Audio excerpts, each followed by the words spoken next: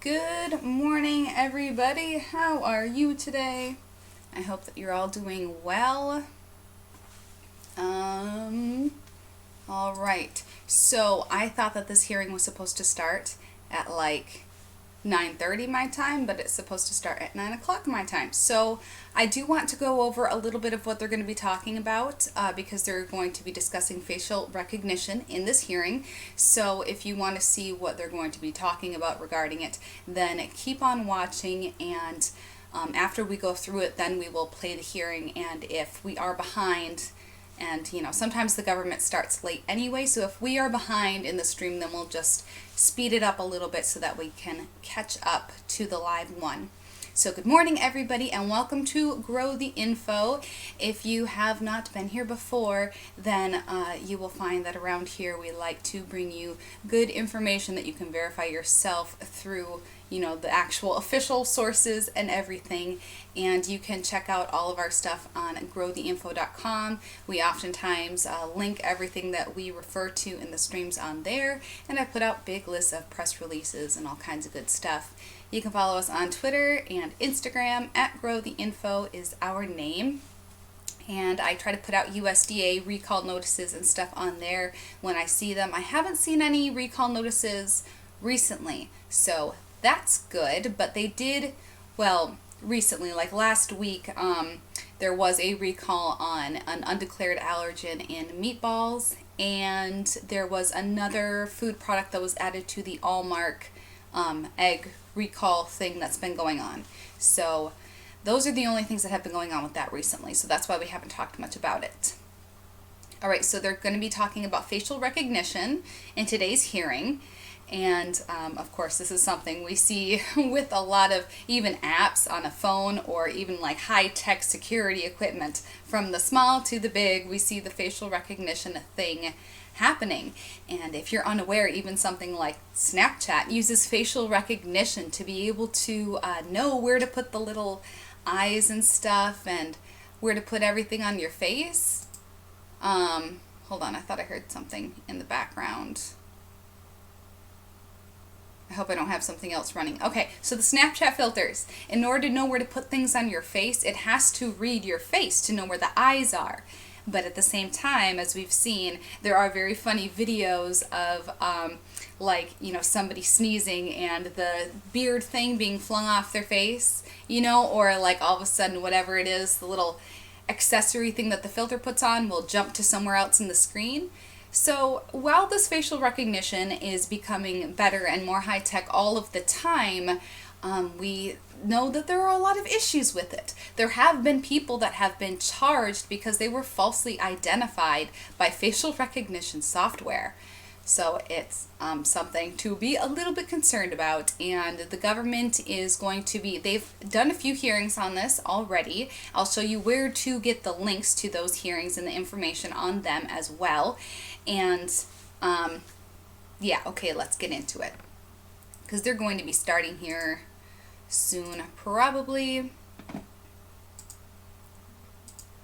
Okay, so if you go to house.gov, I know I'm always showing you guys this website, but I like to show you how to get the information, because I want you to be able to get it so you can do your own material on it and whatever. I don't want you guys to have to be reliant on me, and I am about spreading the information, so I'm always like, here's where you can get it, but that's what I'm all about. So in the little calendar thing on the right hand side, you'll see all of the different hearings that are listed for today. They had a lot that were going on at 10 o'clock. Like there's one on the U.S.-Iran tensions and implications for homeland security that I really wanted to do as well, but we hear so much about the Iran situation already, Okay, so this, if you click on that, this is what you get.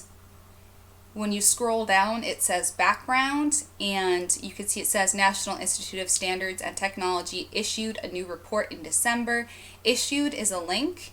And down here where it says technology is being used increasingly, these are links. And then it says the date and the committee held.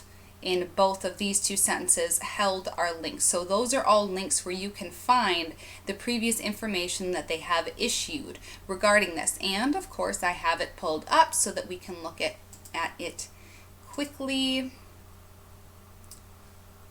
is this that same thing? I think so. I pulled it up so many times. Okay, so this is the memorandum regarding this hearing.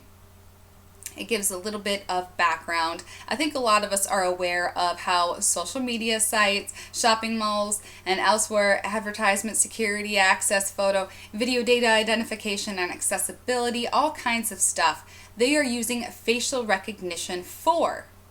So how exactly does facial recognition work?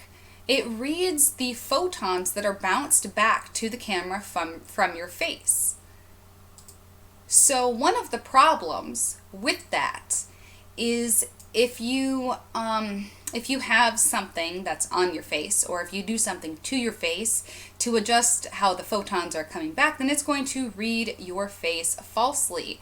And if there could be any kind of anything in the way, you know, and the camera could misread it, and the technology is not necessarily all the way there yet. So the face recognition vendor test part 3, demographic effects. I believe they're going to be discussing some of the issues with it today. I hope they are. It did say transparency. It's regarding transparency and stuff.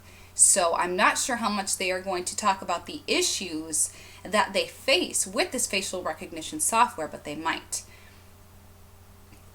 Let me quickly though, because I want to make sure I don't go too far past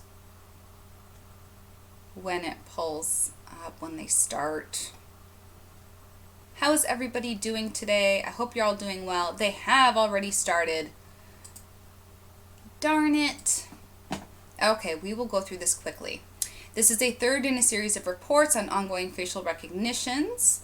The motivation is the recent expansion in the availability, I'm trying to talk too fast, capability and use of face recognition has been accompanied by assertions that demographic dependencies could lead to accuracy variations and potential bias. Accuracy variations, that's what I was just talking about.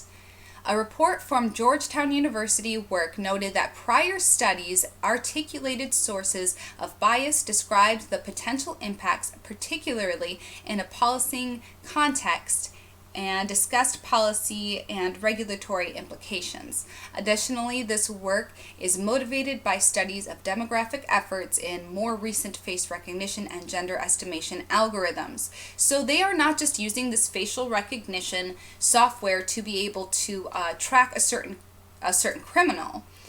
I was having a conversation recently with my boyfriend on this, and he was saying that, like, well, their facial recognition software should be good because they'll just have a picture of you in their system, and then they're just going to be, you know, scanning pictures for that face. But they're not just using this technology for that purpose. They are also using it to judge demographics. So, I don't want to like go too much into the science of race and stuff, but within different racial types and different demographics, you can have a huge variety of, you know, facial features. So to try to judge demographics by facial recognition is not really something that is going to work a whole lot very well, which they studied. That's what this report is. So they definitely need to work on it more. This report provides details about the recognition process, notes where the demographic effects could occur, details specific performance metrics and analyses, gives empirical results, and recommends research into the mitigation of performance deficiencies. And then it goes on to talk about what they did and how they conducted the report and the survey. The accuracy of algorithms used in this report has been documented in recent FRVT evaluation reports.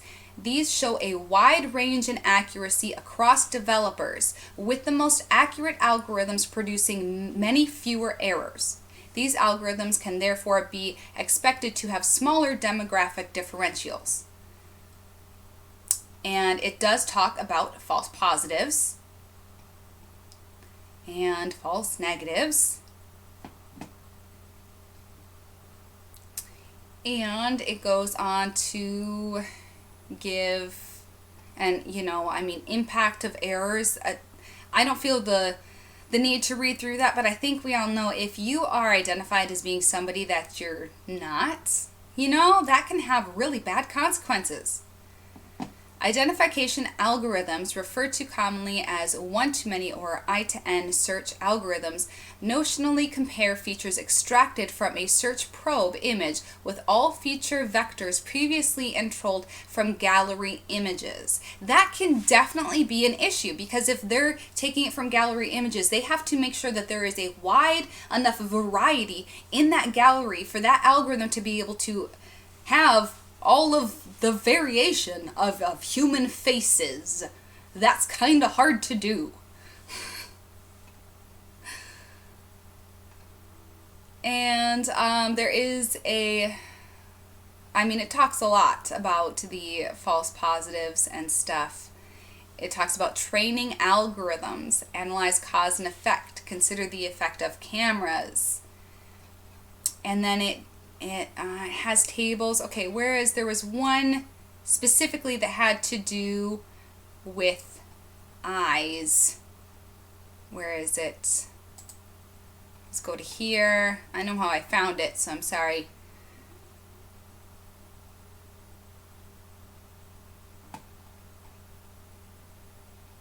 Okay, then it has that table.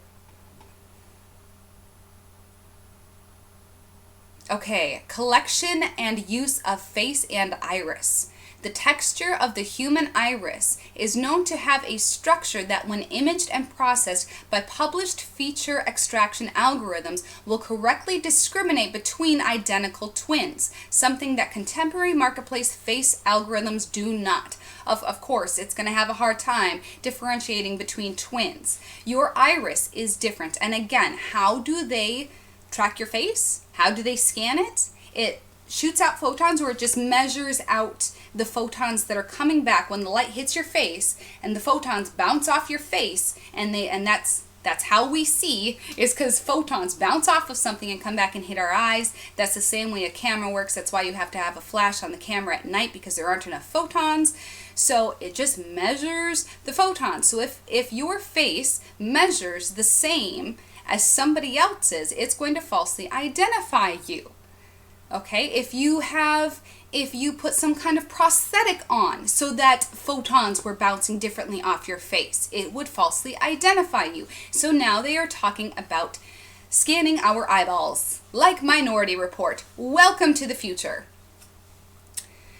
The reason for this appears to be that the iris features detected by automated algorithms are not genetically determined. However, genetics research does show iris textures have some genetic linkage, so a better characterization of the traits of the imposter distribution is needed, at least for large-scale one-to-many identification. Nevertheless, a 2019 DHS Science and Technology study noted that false positives are no higher within individuals of the same sex, age, and race as they are across those groups, as shown in Figure 4, Annex B. Okay, so let's go ahead and see what they're saying about this stuff. And all of these documents, and by the way, they have another report. Oh my gosh, they talk about consent. I did not get to go through this one. Yeah, okay, so they talk about consent and stuff. And all of these are, of course, linked down below. This is one of the previous streams they did. This is part 1. This is part 2. And again, you can find the links to those if you go to house.gov and you click on the link for this hearing, and then you just go down to where it says background, and then you click on the little link, guys. So let's watch what they're talking about. Sorry, I'm getting a little bit ranty. Minority Report creeps me out. So let's go see what they're talking about our, Keanu Reeves' future. Okay, so I gotta turn this one off and this one on. Thank you all for joining, and please subscribe if you have not yet. Oh, you know what?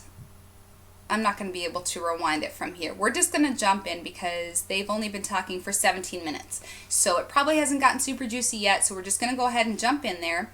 And thank you for joining. Please hit the subscribe button and turn on bell notifications so that you can be notified when we go live. And you can check out our website, grow the info, follow us. All of our stuff is scrolling up on the top there. Thank you so much for joining, everybody. Yay.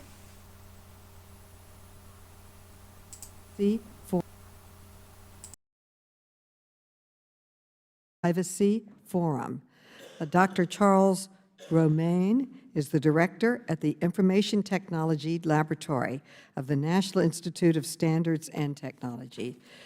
Meredith Whitaker is the co-founder and co-director of the AI Now Institute at New York University. Daniel Castro is the vice president and director of Center for Data Innovation of the Information Technology and Innovation Foundation. And Jake Parker is the senior director of government relations at the Security Industry Association. If you would all rise and raise your right hand, I'll begin by swearing you in. Do you swear or affirm that the testimony you are about to give director of government relations, the whole truth, security, and nothing but the truth, so help you God? Let the record show that the witnesses all answered in the affirmative. Thank you, and please be seated. The microphones are very, very sensitive, so please speak directly into them, and without objection, your written testimony will be made part of our record. And with that, Ms. Leon, you are now recognized for 5 minutes. Thank you for the opportunity to testify and for considering the commercial use of facial recognition technology. This is an important challenge. The Future of Privacy Forum is a nonprofit organization that serves as a catalyst for privacy leadership and scholarship, advancing principled data practices in support of emerging technologies. We believe that the power of information is a net benefit to society and that it can be appropriately managed to control the risks to individuals and groups.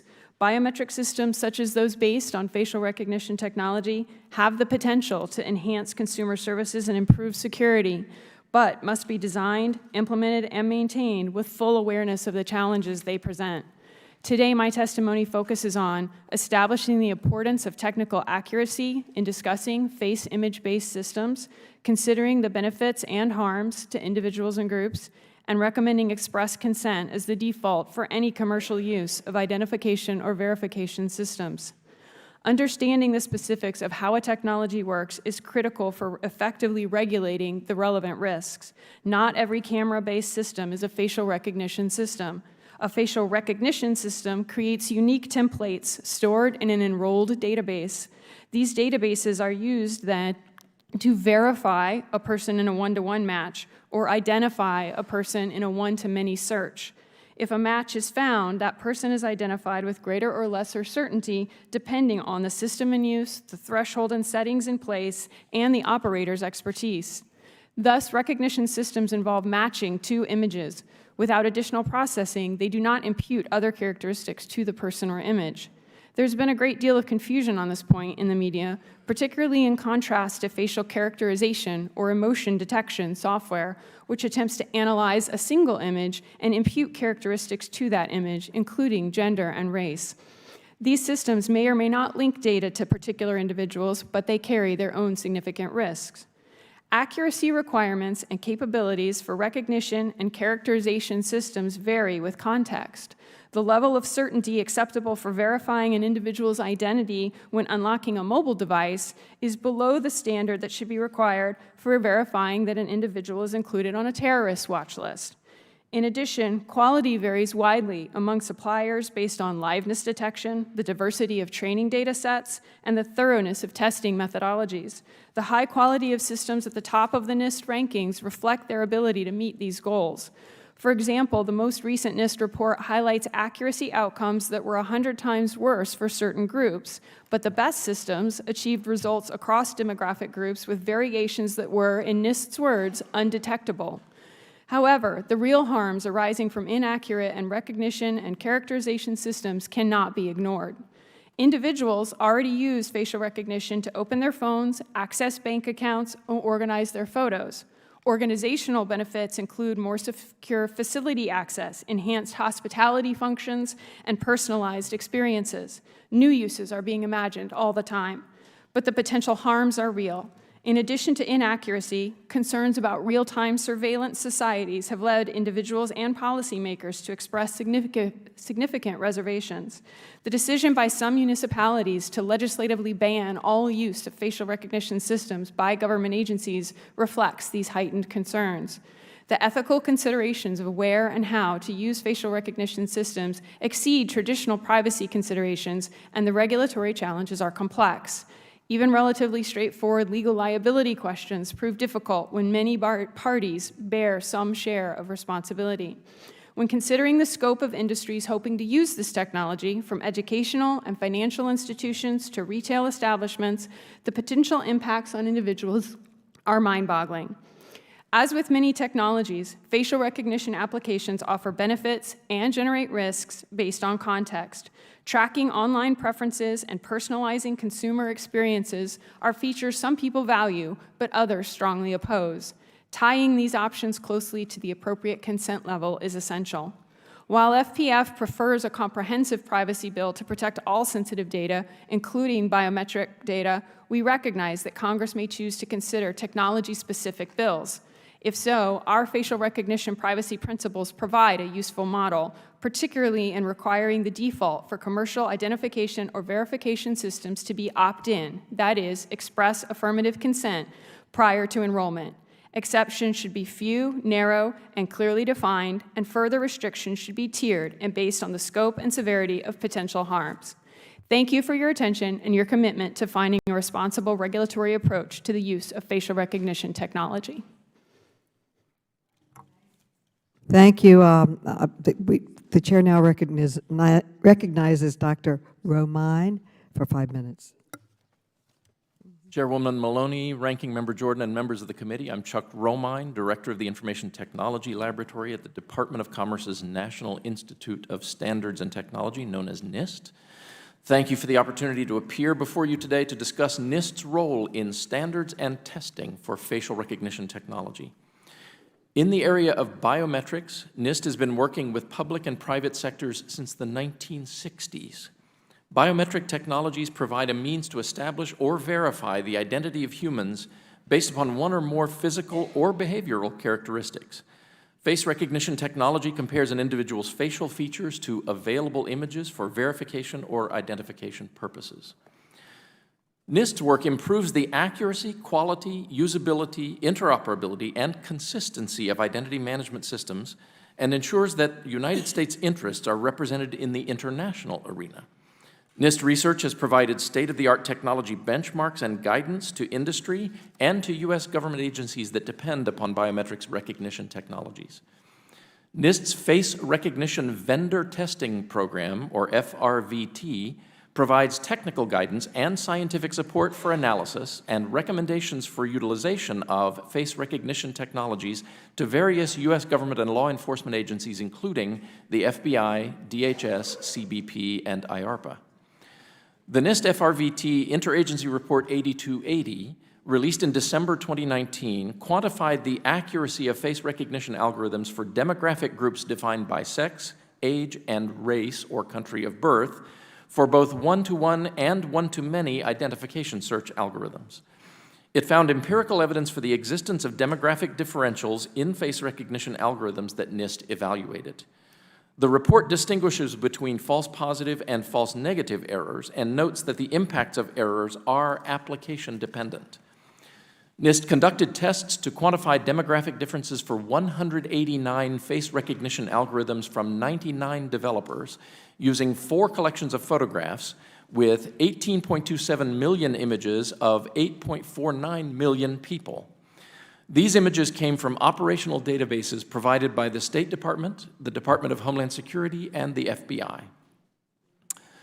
I'll first address one-to-one verification applications. Their false positive differentials are much larger than those related to false negative and exist across many of the algorithms tested. False positives might present a security concern to the system owner as they may allow access to imposters. Other findings are that false positives are higher in women than in men and are higher in the elderly and the young compared to middle-aged adults. Regarding race, we measured higher false positive rates in Asian and African American faces relative to those of Caucasians. There are also higher false positive rates in Native American, American Indian, Alaskan Indian, and Pacific Islanders. These effects apply to most algorithms, including those developed in Europe and the United States. However, a notable exception was for some algorithms developed in Asian countries. There was no such dramatic in false positives in one-to-one matching between Asian and Caucasian faces for algorithms developed in Asia. While the NIST study did not explore the relationship between cause and effect, one possible connection and an area for research is the relationship between an algorithm's performance and the data used to train the algorithm itself. I'll now comment on one-to-many search algorithms. Again, the impact of errors is application dependent. False positives in one-to-many search are particularly important because the consequences could include false accusations. For most algorithms, the NIST study measured higher false positive rates in women, African Americans, and particularly in African American women. However, the study found that some one-to-many algorithms gave similar false positive rates across these specific demographics. Some of the most accurate algorithms fell into this group. This last point underscores one overall message of the report: different algorithms perform differently. Indeed, all of our FRVT reports note wide variations in recognition accuracy across algorithms, and an important result from the demographic study is that demographic effects are smaller with more accurate algorithms. NIST is proud of the positive impact it has had in the last 60 years on the evolution of biometrics capabilities. With NIST's extensive experience and broad expertise, both in its laboratories and in successful collaborations with the private sector and other government agencies, NIST is actively pursuing the standards and measurement research necessary to deploy interoperable, secure, reliable, and usable identity management systems. Thank you for the opportunity to testify on NIST's activities in face recognition and identity management, and I'd be happy to answer any questions that you have. Ms. Whitaker.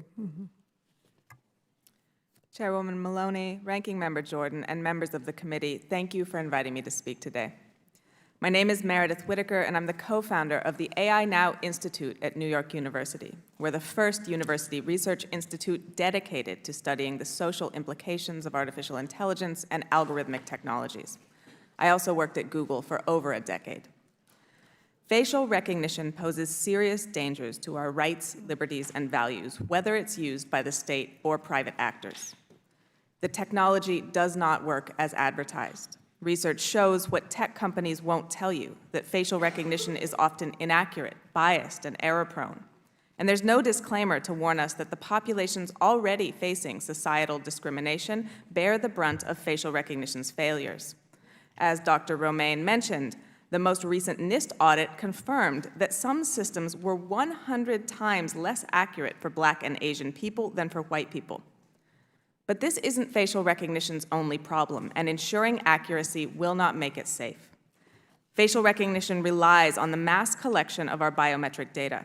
It allows government and private actors to persistently track where we go, what we do, and who we associate with. Over half of Americans are already in a law enforcement facial recognition database, and businesses are increasingly using it to surveil and control workers and the public. It's replacing time clocks at job sites, keys for housing units, safety systems at schools, security at stadiums, and much more. And we've seen real-life consequences. A facial recognition authentication system used by Uber failed to recognize transgender drivers, locking them out of their accounts and their livelihoods. Facial recognition and analysis is also being used to make judgments about people's personality, their feelings, and their worth, based on the appearance of their face. This set of capabilities raises urgent concerns, especially since the claim that you can automatically detect interior character based on facial expression is not supported by scientific consensus and recalls discredited pseudoscience of the past. Most facial recognition systems in use are developed by private companies who license them to governments and businesses. The commercial nature of these systems prevents meaningful oversight and accountability, hiding them behind legal claims of trade secrecy. This means that researchers, lawmakers, and the public struggle to answer critical questions about where, how, and with what consequences this technology is being used. This is especially troubling since facial recognition is usually deployed by those who already have power, say employers, landlords, or the police, to surveil, control, and in some cases oppress those who don't. In Brooklyn, tenants in the Atlanta Plaza Towers pushed back against their landlord's plans to replace key entry with facial recognition, raising questions about biometric data collection, racial bias, and the very real possibility that invasive surveillance could be abused by the landlord to harass and evict tenants, many of whom were Black and Latinx women and children. To address the harms of this technology, many have turned to standards for assessment and auditing. These are a wonderful step in the right direction, but they are not enough to ensure that facial recognition is safe. Using narrow or weak standards as deployment criteria risks allowing companies to assert that their technology is safe and fair without accounting for how it will be used or the concerns of the communities who will live with it. If such standards are positioned as the sole check on these systems, they could function to mask harm instead of prevent it. From aviation to healthcare, it is difficult to think of an industry where we permit companies to treat the public as experimental subjects, deploying untested, unverified, and faulty technology that has been proven to violate civil rights and to amplify bias and discrimination. Facial recognition poses an existential threat to democracy and liberty and fundamentally shifts the balance of power between those using it and the populations on whom it's applied. Congress is abdicating its responsibility if it continues to allow this technology to go unregulated. And as a first step, lawmakers must act rapidly to halt the use of facial recognition in sensitive domains by both government and commercial actors. If you care about the over-policing of communities of color, or gender equity, or the constitutional right to due process and free association, then the secretive, unchecked deployment of flawed facial recognition systems is an issue you cannot ignore. Facial recognition is not ready for prime time. Congress has a window to act, and the time is now. Thank you. The chair now recognizes Daniel Castro for 5 minutes. Thank you. Chairwoman Maloney, Ranking Member Jordan, and members of the committee, thank you for the invitation to testify today. There are many positive uses of facial recognition technology emerging in the private sector. Airlines are using it to help travelers get through the airports faster, saving people time and hassle. Banks are using it to improve security, helping reduce financial fraud. Hospitals are using it to verify the right patient receives the right treatment, preventing medical errors. There's even an app that says it uses facial recognition on dogs and cats to help find lost pets. Americans are increasingly familiar with commercial uses of the technology because it's now a standard feature on the latest mobile phones. It's also being integrated into household products like security cameras and door locks. This is one reason why a survey last year found the majority of Americans disagreed with strictly limiting the use of facial recognition if it would mean airports can't use the technology to speed up security lines. And nearly half opposed strict limits if it would prevent the technology being used to stop shoplifting. But over the past year, I've also seen headlines suggesting that facial recognition technology is inaccurate, inequitable, and invasive. If that was true, I would be worried too, but it isn't. Here are the facts. First, there are many different facial recognition systems on the market. Some perform much better than others, including in their accuracy rates across race, gender, and age. Notably, the most accurate algorithms NIST has evaluated show little to no bias.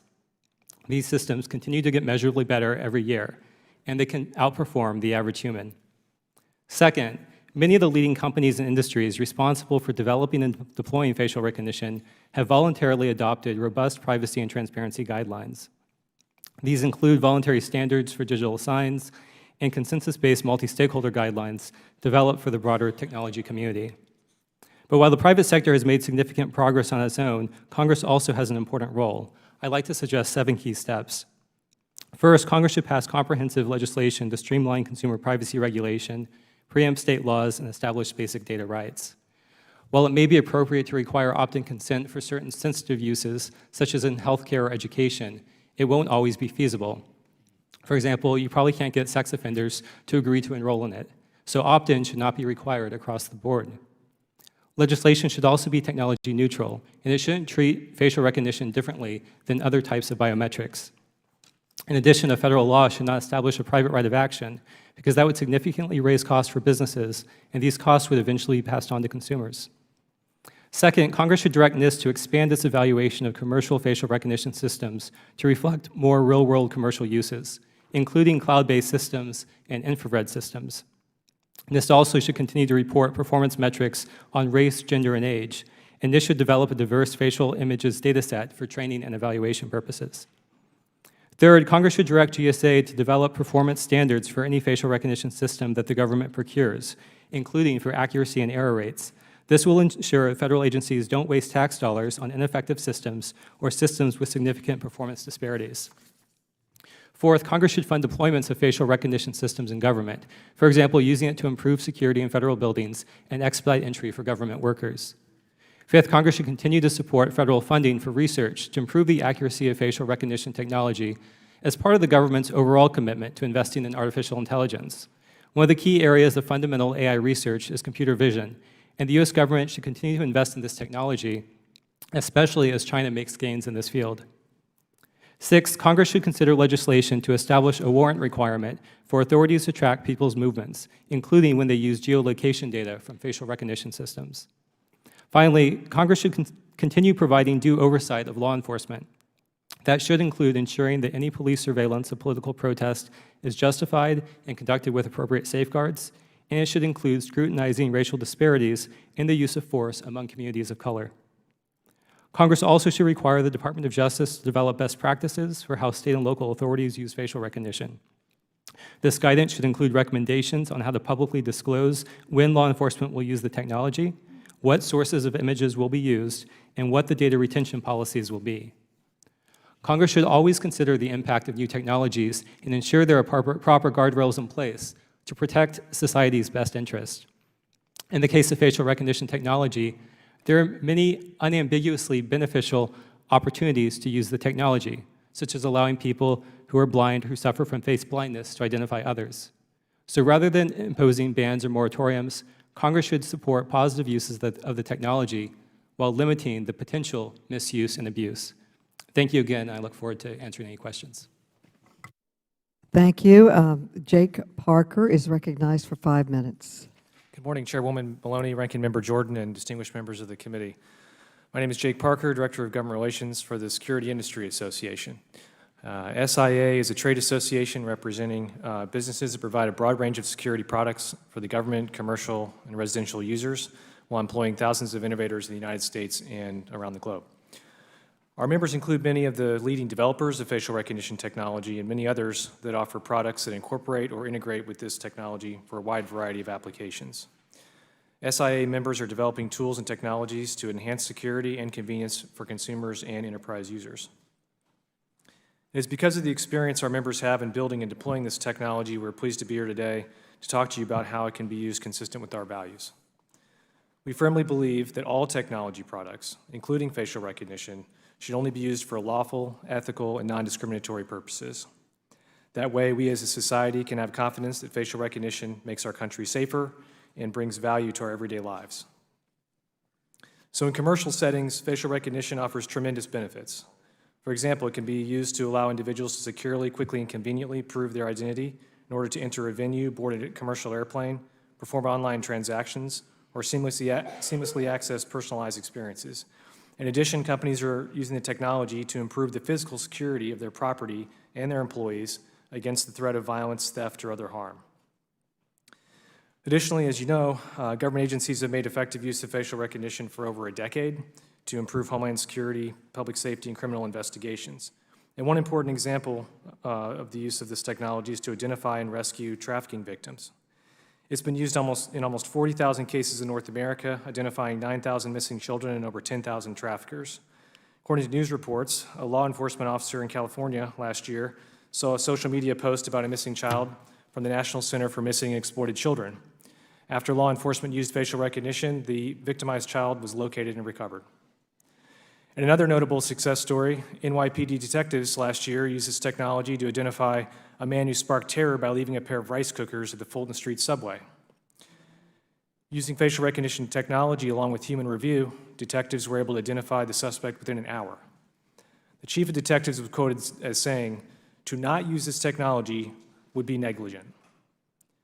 Both public and private sectors have seen that better cameras, better devices with more computing power combined with more effective software can provide security-enhancing tools. From unlocking mobile phones to securing critical infrastructure, facial recognition technologies abound. But in all applications, SIA members see transparency as the foundation that governs the use of facial recognition technology. It should be clear when and under what circumstances the technology is used, as well as the processes governing the collection, processing, and storage of related data.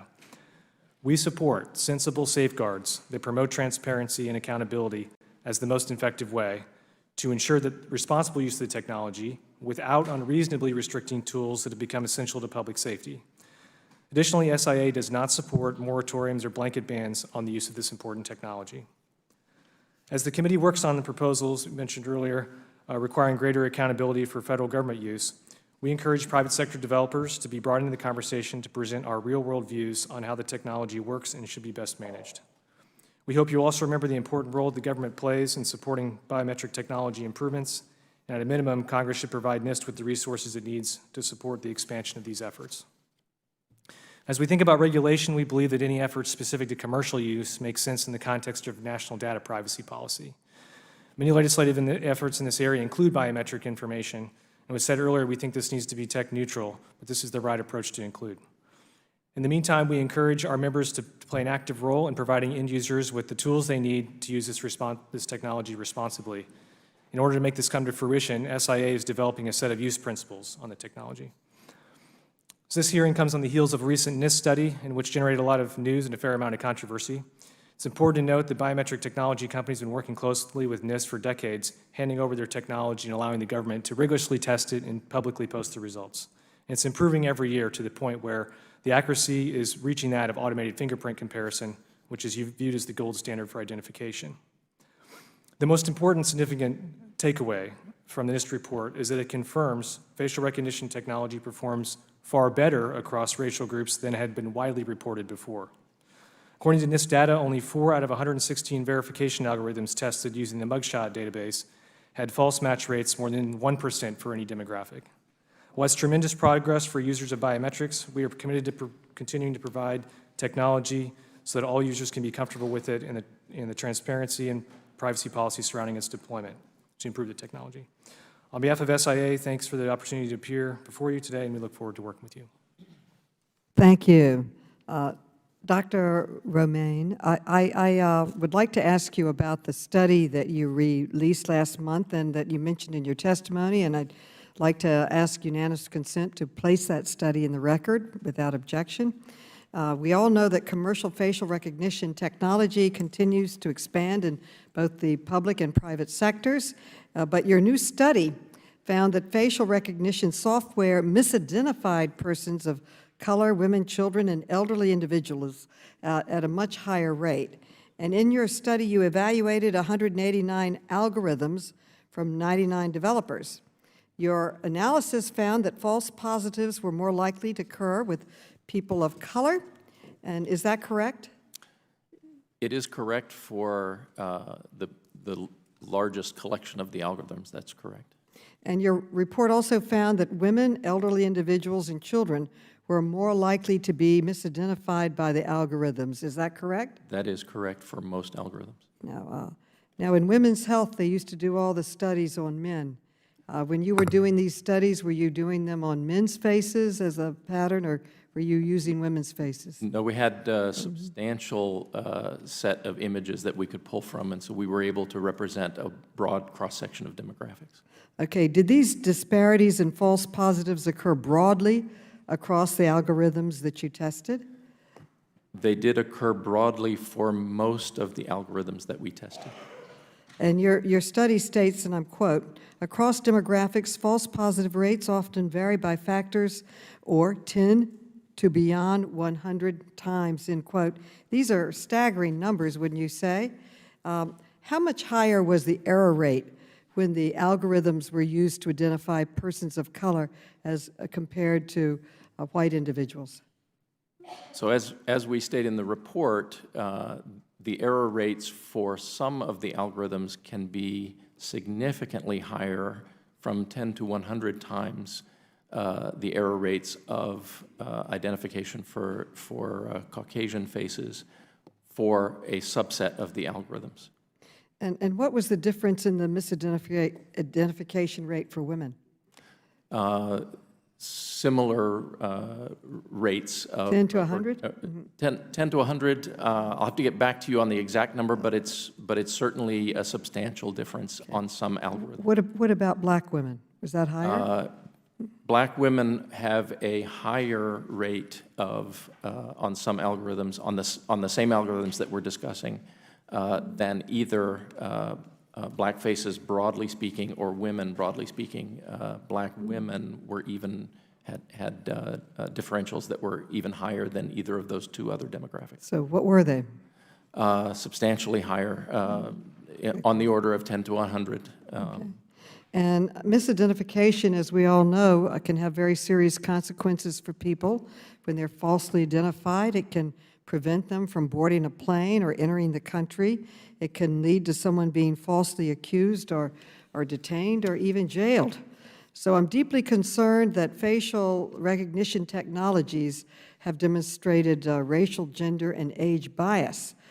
Facial recognition technology has benefits, to be sure, but we should not rush to deploy it until we understand the potential risks and mitigate them. Your study provides us with valuable insight into the current limitations of this technology, and I appreciate the work that you have done and all of your colleagues on the panel today that have increased our understanding. I would now recognize the ranking member. Nope. I am going to recognize the gentlelady from North Carolina, Mrs. Fox. She's now recognized for questions. Thank you, Madam Chairman. Mr. Parker, how competitive is the facial recognition technology market?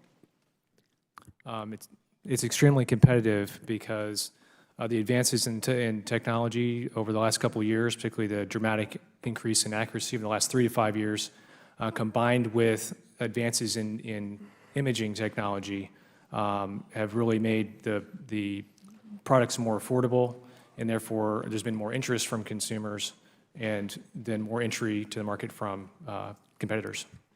To what extent do the companies compete on accuracy, and how could a consumer know more about the accuracy rates of the facial recognition?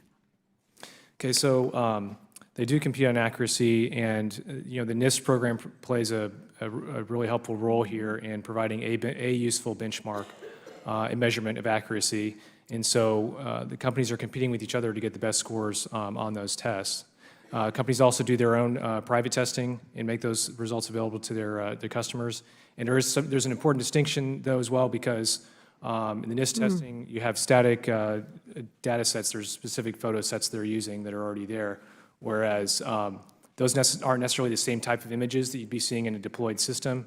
And so other types of tests need to be done of a fully deployed system to really determine what its accuracy is. What private sector best practices exist for securing facial images and the associated data, such as face print templates and match results in these facial recognition technology systems?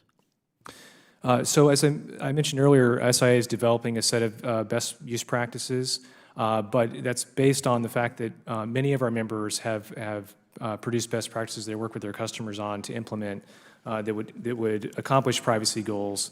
I have a couple of examples, but one of the most significant things to mention here is that many of these products already have built into them the ability to comply with data privacy laws in Europe, so the GDPR laws in Europe. And so this has to do with encrypting photos, encrypting any kind of personal information that's associated with it, securing channels of communication between the server and the device, as well as procedures for looking up someone's information, being able to delete that if requested, and being able to tell someone what information is in the system. Could you summarize succinctly some of the best practices that exist for protecting that personally identifiable information that's incorporated into it? Is it too complicated a system to explain here? Is there something we could have to read, or? I'm sure I could be happy to provide some more details later, but certainly one of the most important things is encryption of the data. So that prevents its usefulness if there's a data breach.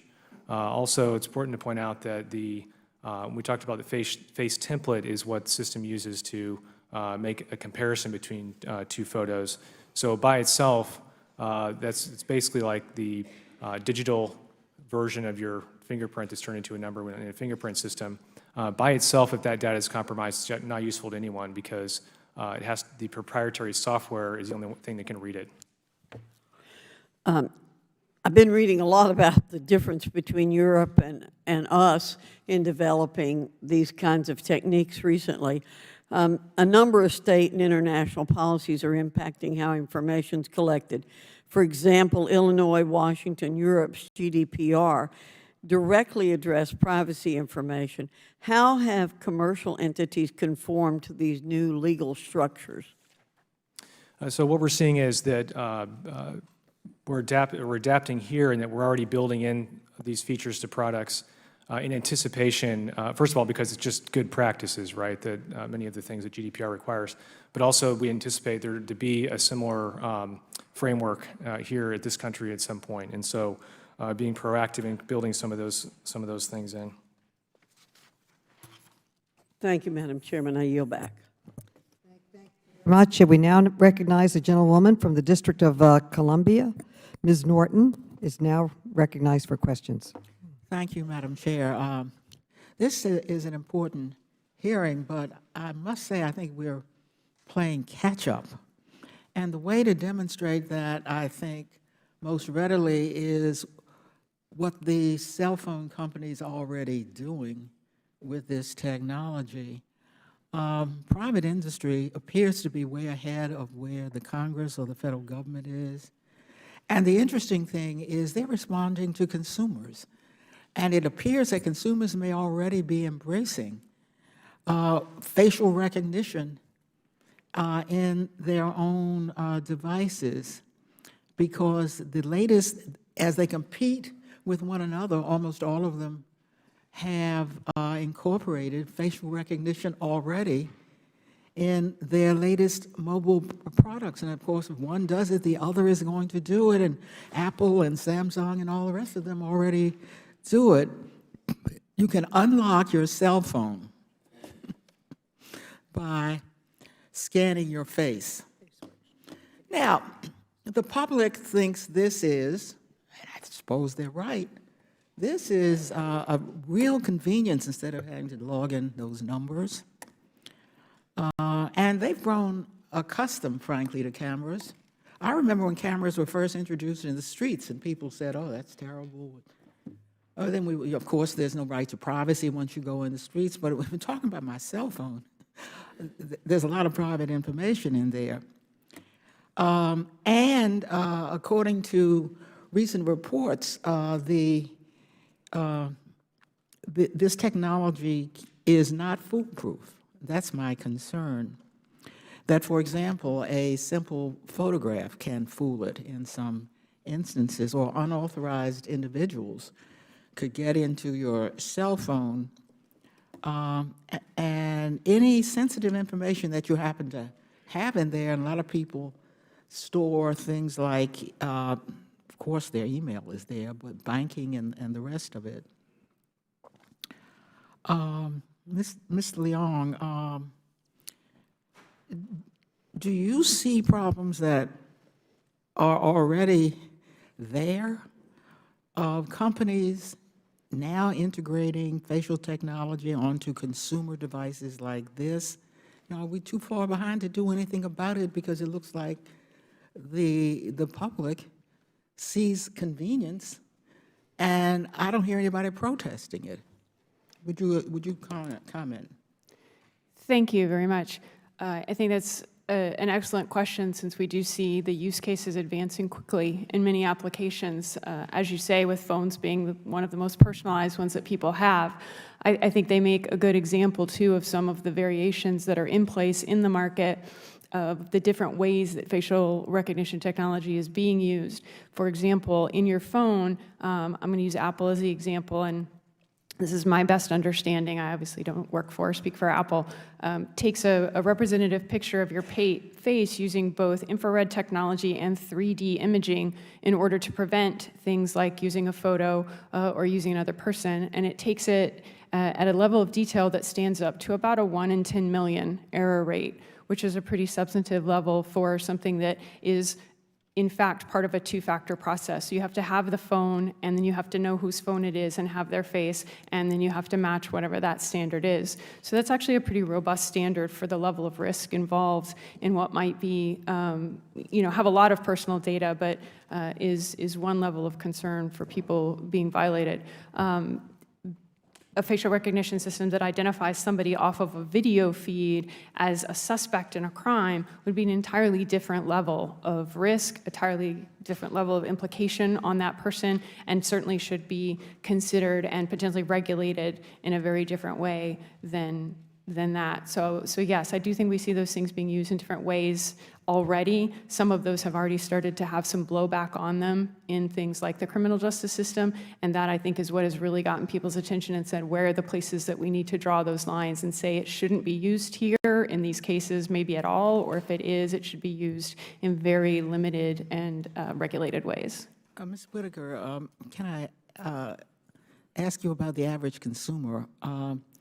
Does the average consumer have any way to confirm, should they have any way to confirm, that these cell phone manufacturers are in fact storing their biometric or other data on their servers? What should we do about that? Consumer knowledge. Yeah, the average consumer does not, and indeed many researchers, many lawmakers don't, because this technology, as I wrote about in my written testimony, is hidden behind trade secrecy. This is a corporate technology that is not open for scrutiny and auditing by external experts. I think it's notable that while NIST reviewed 189 algorithms for their latest report, Amazon refused to submit their recognition algorithm to NIST. Now, they claimed they couldn't modify it to meet NIST's standards, but they are a multi-billion-dollar company and have managed some other pretty incredible feats. So whatever the reason is, what we see here is that it's at the facial recognition company's discretion what they do or don't release, that they release accuracy numbers oftentimes that aren't validated or aren't valid, that it's not possible to validate by the general public. So we're left in a position where we have to trust these companies, but we don't have many options to say no or to scrutinize the claims they make. Thank you, Madam Chair. Thank you. The gentleman from Louisiana, Mr. Higgins, is now recognized for questions. Thank you, Madam Chair. I'd like to ask unanimous consent that the statement of Chief James Craig, the Detroit Police Department, his written testimony be entered into the record. The Chief has had a tremendous amount of success using facial recognition technology. Without objection. And can I also like to recognize and thank our esteemed colleague, Representative Gomez, for his opening statement, standing upon principles of freedoms and liberties, protecting freedoms and liberties, and resisting and curtailing the manifestation of Big Brother, reducing and controlling the size and scope of federal powers, and I want you to know, good sir, the Republican Party welcomes your transition. Madam Speaker, facial recognition technology is an emerging technology, and of course it's produced by private entities. Law enforcement doesn't produce its own technologies. It's coming and it's here. It'll get better as the weeks and months move forward. It should be no surprise to us that the effective percentages of identifications using a new technology will increase as time moves forward. And there's more coming.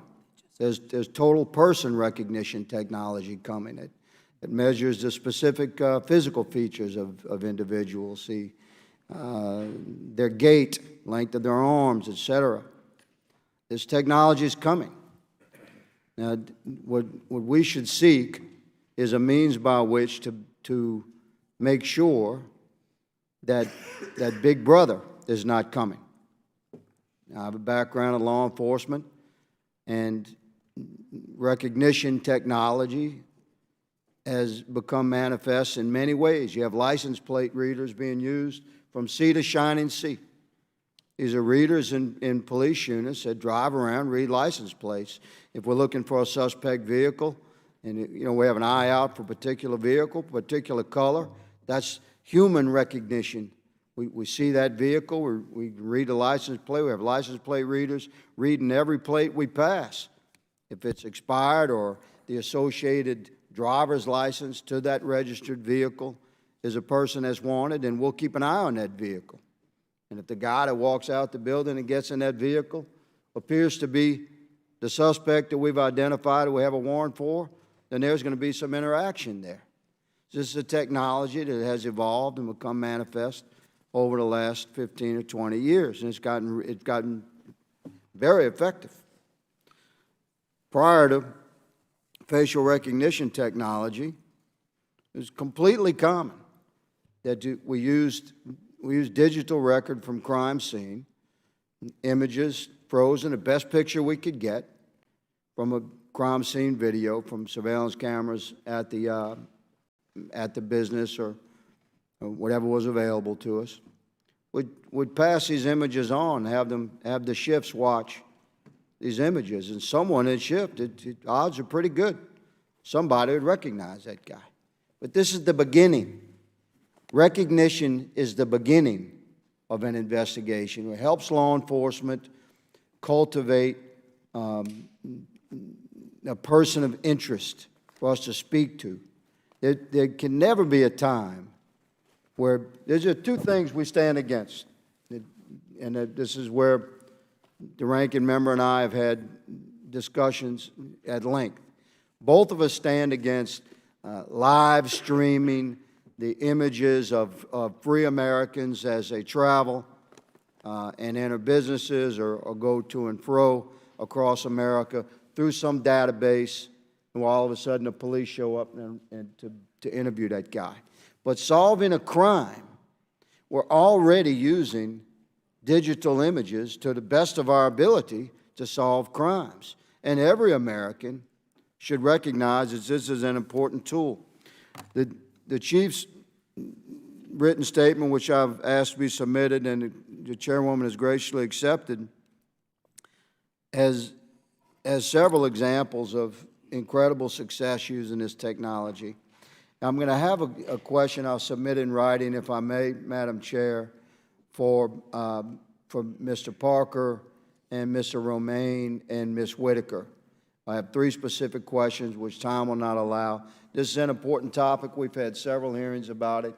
I thank the majority party's focus on this, and I hope that we can come together with effective legislation that both allows the technology to move forward as a law enforcement tool and protects the freedoms and privacy of the American citizens we serve.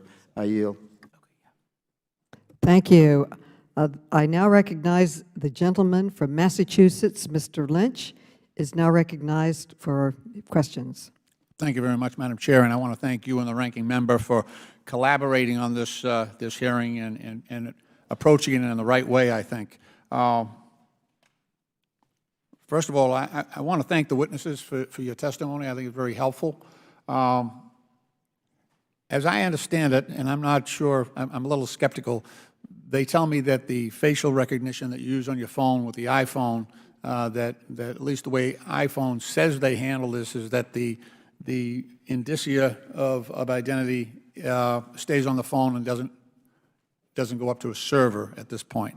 But you know, I sort of question whether they'll have that ability to do that in the future. I think there's probably a greater danger that they will get facial recognition right. You know, it's not the misses that I'm concerned about right now, although that has to stop. It's what happens when they have all this data out there, whether it's law enforcement or private firms. We had a massive data breach by Suprema, which is a a big biometrics collector, 100 million people, I think. No, I'm sorry, 27 million people in that breach. And then Customs and Border Patrol, 100,000 people that they identified along with license plates, that was breached. So the concern is once this information is collected, it is not secure. And that's a major problem for all of us. I want to ask some specific questions about TikTok. So TikTok is a Chinese company. Well, it was purchased by a Chinese company. It's a musical video app that the kids love. I think they tell me that in the last 90 days, 1 billion people have downloaded it in U.S. and in Europe. And it's owned by the Chinese government. And under China, it's located in Beijing. And under Chinese law, the recent national security law in China, they have to cooperate. They have to cooperate with the Chinese government. And we already see it happening. If you look on TikTok, you don't see much about the protests in Hong Kong. They're already exercising censorship on TikTok. So TikTok would have to cooperate with China. So that's a national security concern for us. CFIUS is looking at it. It's under review. The other situation is Apple phone. The iPhone and our efforts, because of the Pensacola shootings, we're trying to get Apple to open up the iPhone so we can get that information. If you step back, it's sort of what we're worried about China doing, what we're doing with Apple. We're trying to get access to that data, just like China can get all that data from TikTok. How do we resolve that dilemma? Is there a way, Dr. Romain, that we can protect our citizens and others who share that data, or have their data, their identity captured, their facial recognition captured? How do we resolve that so that we use it to the benefit of society? I think the bottom line, thank you for the question, I think the bottom line really is balancing the understanding of the risks associated with policy decisions that are made. Those policy decisions are outside of NIST's purview, but with regard to the debate on access to Apple and encryption, we know that in the government and broadly speaking, there are two. Okay, if it's not in your discipline, let me ask Ms. Whitaker. Same question. Thank you for the question. I think the short answer there is that we don't have the answer to that question. We have not done the research that is needed to affirmatively answer that, yes, we can protect people's privacy, their liberty, when these technologies are deployed at wide scale in a complex geopolitical context. I think we need more of that research, and we need clear regulations that ensure that these are safe. All right. Mr. Castro, anything to add?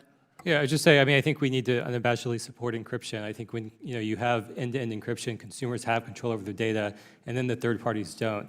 If we back that, that's the way you give consumers control of the information. That's how you keep out the hand of government on either side. All right. I have exhausted my time. Madam Chair, thank you for your courtesy. Thank you so much. The gentleman from Texas, Mr. McLeod, is now recognized for questions.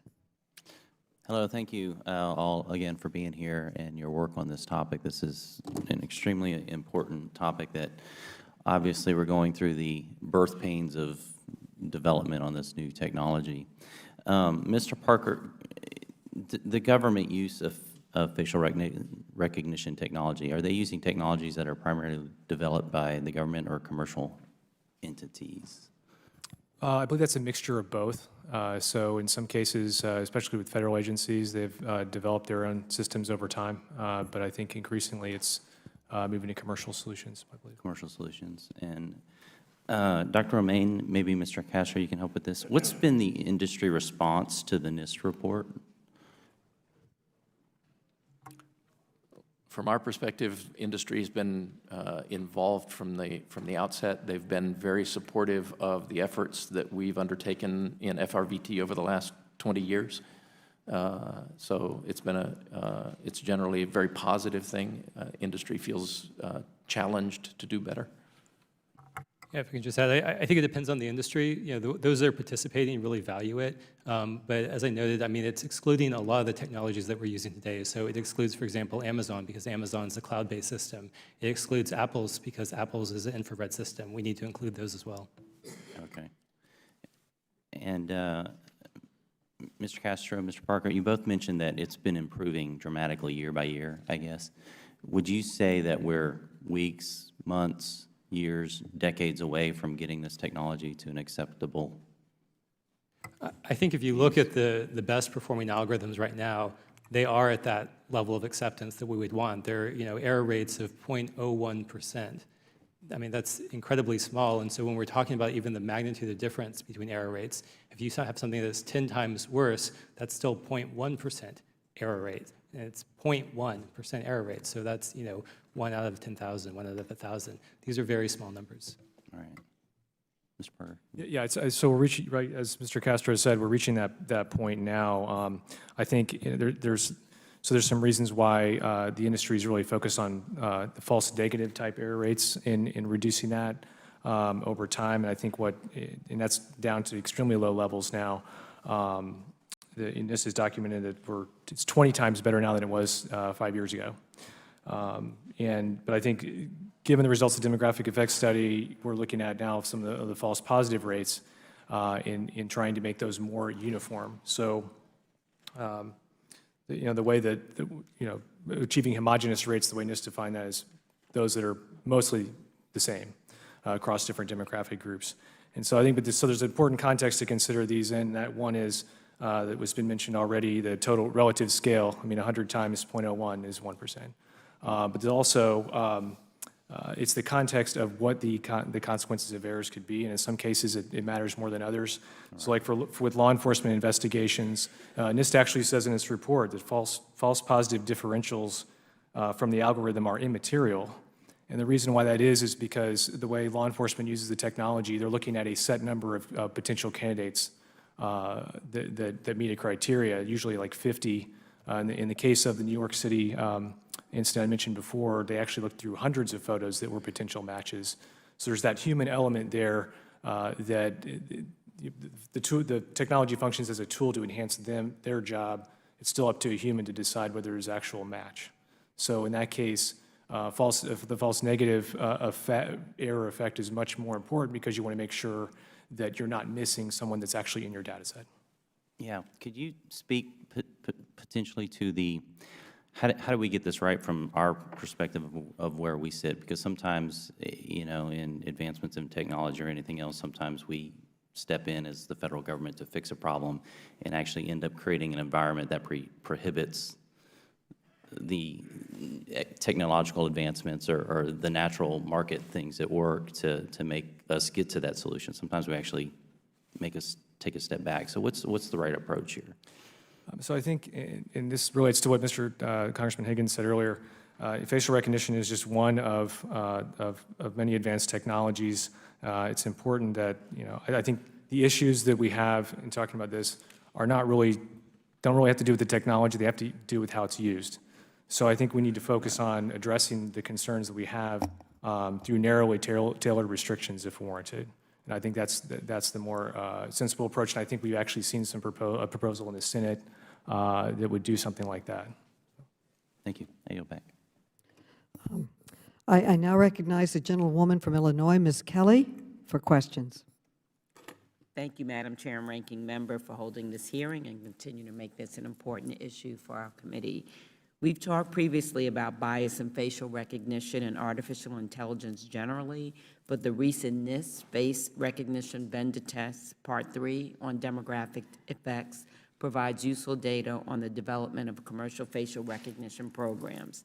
As chair of the Tech Accountability Caucus, I have raised concerns about biased and unfair algorithms and the dangers of allowing these biases to perpetuate. The results of the Part 3 report were not particularly surprising, as has been discussed, with women and individuals of African and Asian descent having higher false positive rates than middle-aged Caucasian men. Director Romain, in your testimony, I was hoping you could clarify the statement that policymakers and the public should not think of facial recognition as either always accurate or always error-prone.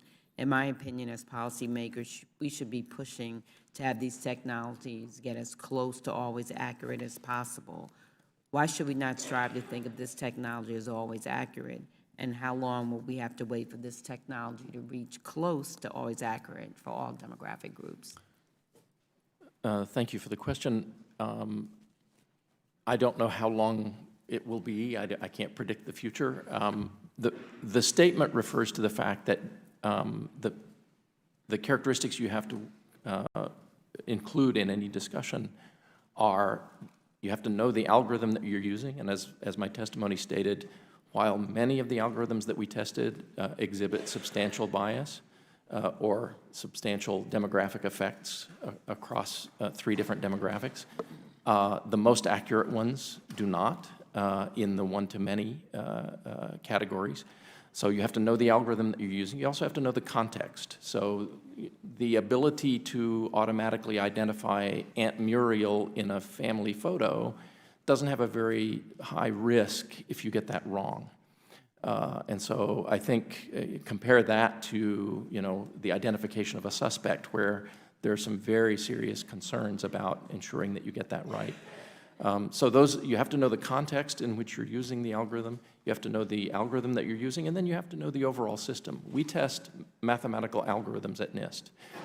We don't have the capacity, and we don't test systems that are deployed in the field, and those have implications as well.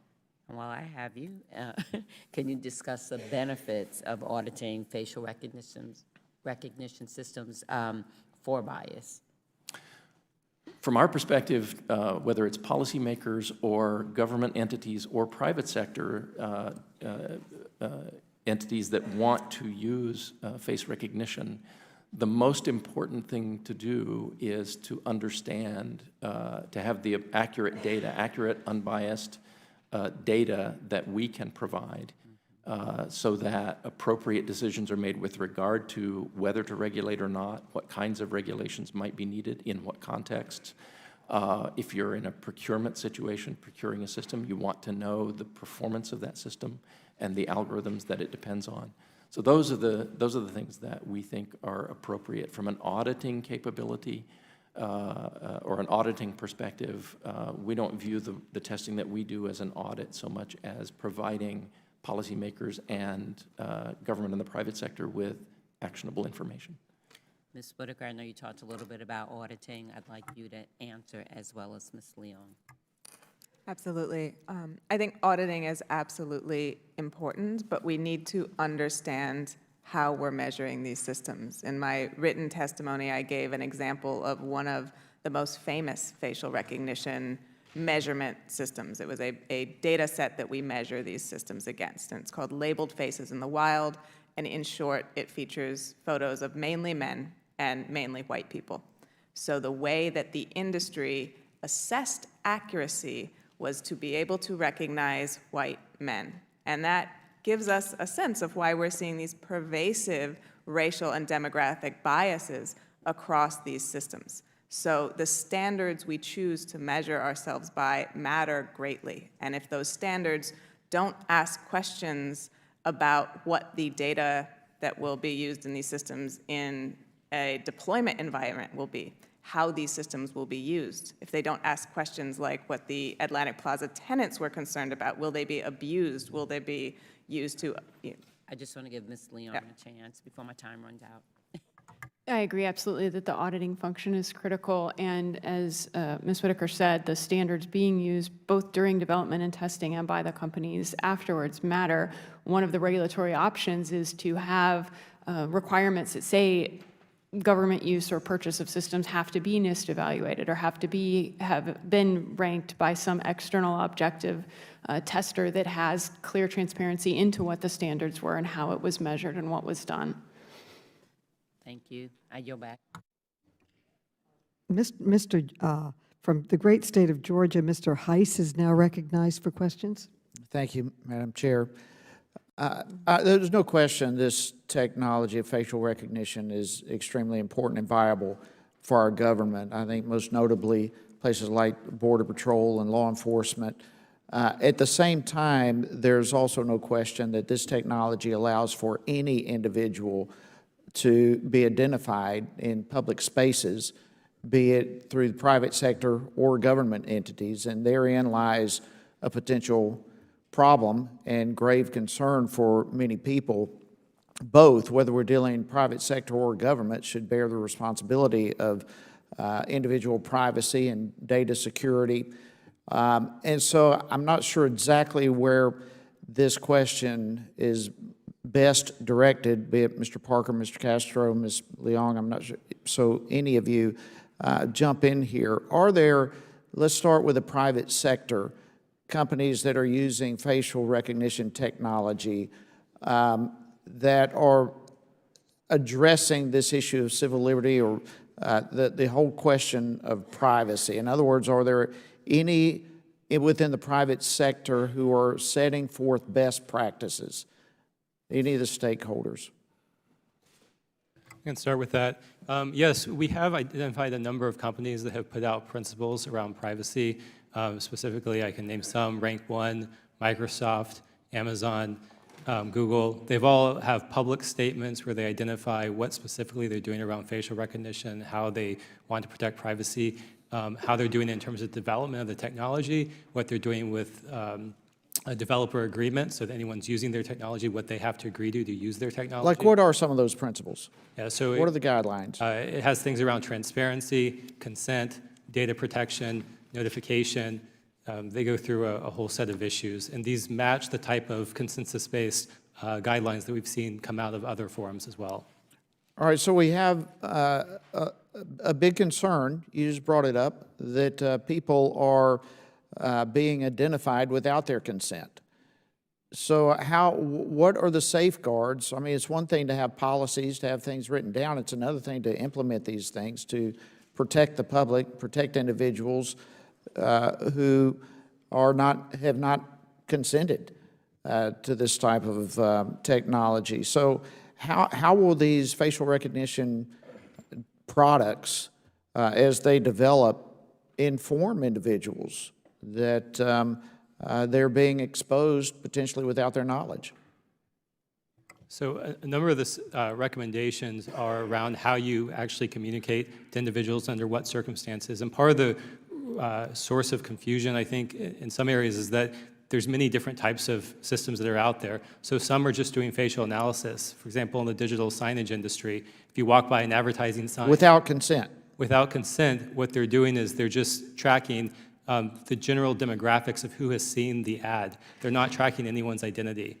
And so they've said for that type of purpose, they're not going to be doing, they're not going to be obtaining consent. But they have said if they're going to be targeting people ads, so for example, if they're targeting you based on your identity, they will require consent. So you have to have signed up, for example, for— All right, so let's go to the Atlanta airport, which right now is a pilot airport for some facial recognition technology.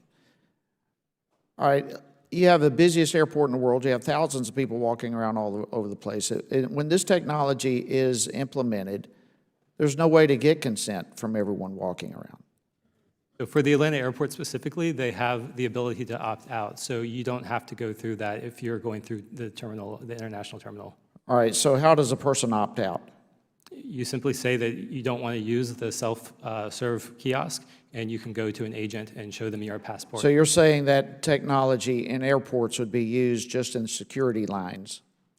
No, it's used for boarding and for screening and for bag check. It's used for a variety of purposes. In each of those areas, Delta has said that they have an ability to opt out, and they allow consumers to do that. Okay. Do you know of any case where the government in particular using this type of technology without the knowledge, without consent of an individual, where it actually violated the Fourth Amendment? I don't know that. I don't think we have good documentation of that. I do think that's why we need a search warrant requirement, so we know whenever those requests are made. Yeah, I would agree. And therein lies the great potential problem with all this. I mean, we see the value of the technology, but somehow we've got to land the plane on a safe zone that does not violate people's rights, and I appreciate you being here. Thank you, Madam Chair. Thank you. The gentle lady from Michigan, Ms. Lawrence, is now recognized for questions. Thank you so much, Madam Chair. This year I introduced H.R. 153 with my colleague, Representative Khanna, regarding the need for the development of guidelines for the ethical development of AI.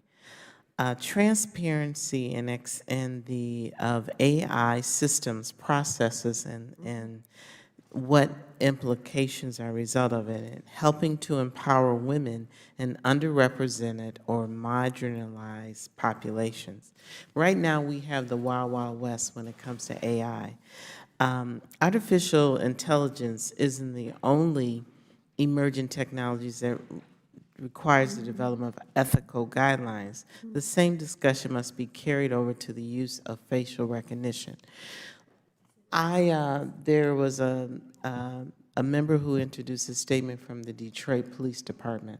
So I represent a majority-minority district, and the city of Detroit is one of my cities, and approximately 67% of my constituents are minorities, meaning the vast majority of my constituents have a higher likelihood of being misidentified by a system that was intended to increase security and reduce crime.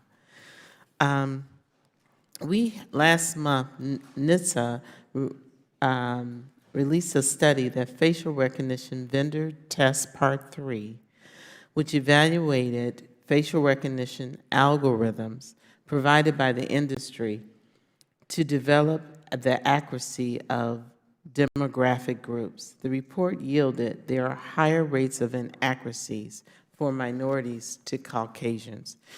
Ms. Whitaker, you stated it. If we develop, when algorithms are developed, and you use a biased process, it is going to give you a biased results. And one of the things and we asked the question initially, what can we do? First of all, there should not be any American citizen who's under surveillance where it's not required that it is posted and identified in a place to contact that company to say, what are you using my image for? We in America have the right to know if we're under surveillance and what are you doing with it. Another thing, any release of data that you're gathering should be required to go through some type of process for the release of that. So I can't just put a camera up, gather information in facial, and then sell it. We're having this conversation about the Ring doorbell. We know that that is helping to get criminals, but if you're going to give the information from Ring to the local police department, there should be some formal process of disclosure and inclusion to the public so that they know that's happening. I'm very concerned about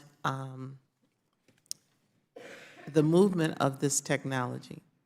So some places have just said, we're not going to use it. And we know this technology is here and is moving forward. Instead of just saying, don't use it, we need to be, as Congress, very proactive of setting ethical standards. Have an expectation that our public can say that if my image is being used, I know and I have a right to, what are my rights? And that's something that I feel strongly. Mr. Whitaker, in your opinion, with so many Ms. Whitaker, so many variations of accuracy in the technology, what can we do that will say that we will take out these biases? We know that there has not been, the algorithms hasn't. What can we do as a Congress to ensure that we are stopping this? Thank you for the question.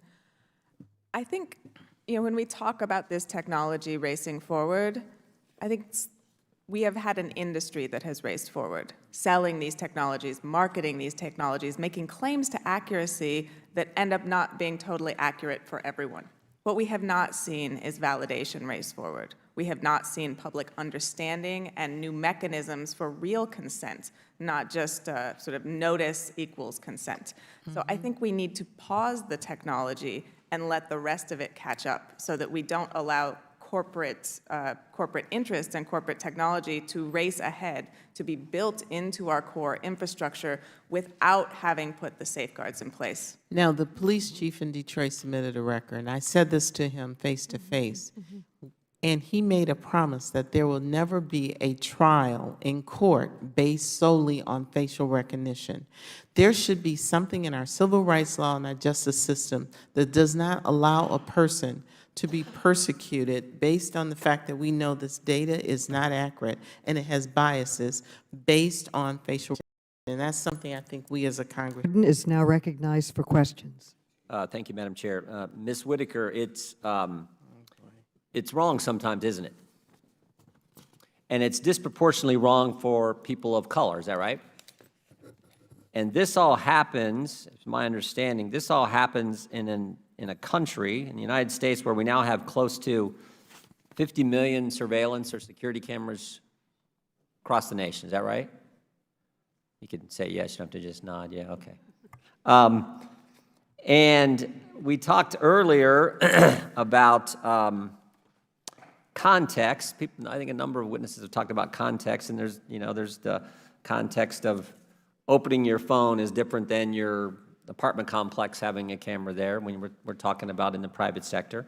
But it seems to me the real context concern is what's happening in, as a number of my colleagues have pointed out, what's happening with the government and how the government may use this technology. And we know the American Bar Association said facial recognition was used by Baltimore police to monitor protesters after the death of Freddie Gray a few years ago in the city of Baltimore, which is scary in and of itself.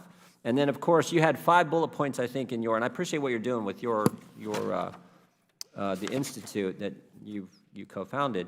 But point number 5, you said this: facial recognition poses an existential threat to democracy and liberty. That's my main concern, is how government may use this to harm our First Amendment and Fourth Amendment liberties. So, and you got to think about context even in a broader sense. I think we have to evaluate it in light of what we have seen the federal government do in just the last several years. You know how many times the FBI lied to the FISA court in the summer of 2016 when they sought a warrant to spy on a fellow American citizen? You familiar with Mr. Horowitz's report from last month, Ms. Whitaker? I am. I don't remember the exact number. 17 times. 17 times they misled a court where they go to the court and there's no advocate there looking out for the rights of the citizen who's going to lose their liberty, who's going to be surveilled on, and 17 times they misled the court. And we found out it was worse than we thought. They didn't spy on one American. They spied on 4 Americans associated with the presidential campaign. That's probably never happened in American history. So when we talk about context, it's not just how facial recognition can be used by the government. We already know it has been. It was used in Baltimore to surveil protesters. And you view it in a broader context where the FBI went after 4 American citizens associated with the presidential campaign, and we know they misled the court in the initial application and 3 renewals 17 times. And of course, that's after what happened a decade ago. The IRS targeted people for their political beliefs. No, there was no facial recognition technology there. They just did it. Went out and targeted groups. Ask them questions like, do you pray at your meetings? Who are the guests at your meetings? Before they could get a tax-exempt status. So this is the context. And so when we talk about why we're nervous about this, context is critical.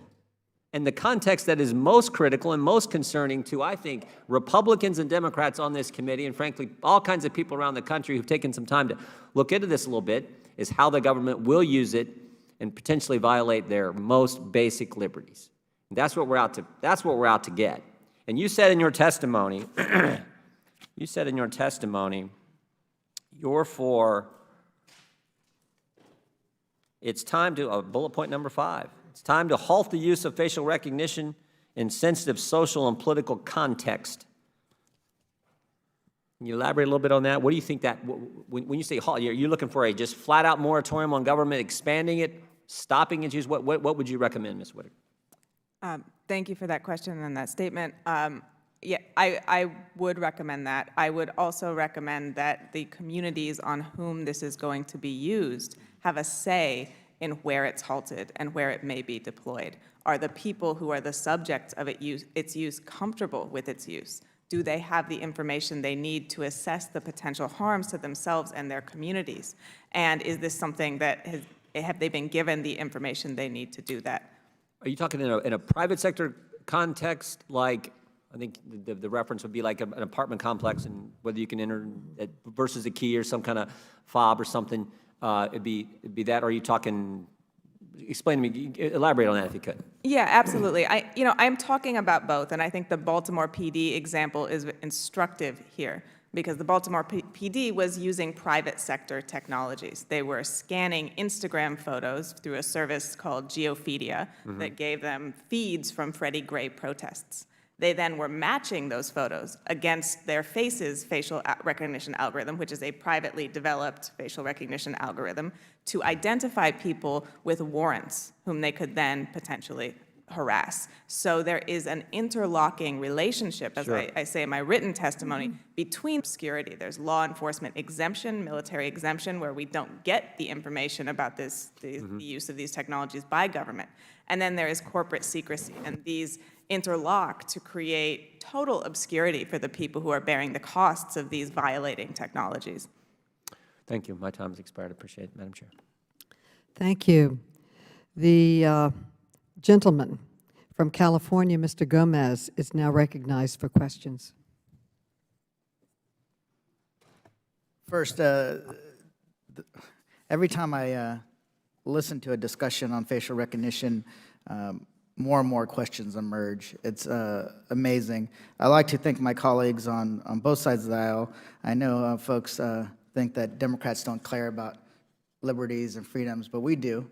But we also care about not only the public space, but also in the bedroom and over one's body, right? That's the way I kind of approach this issue, from a very personal perspective.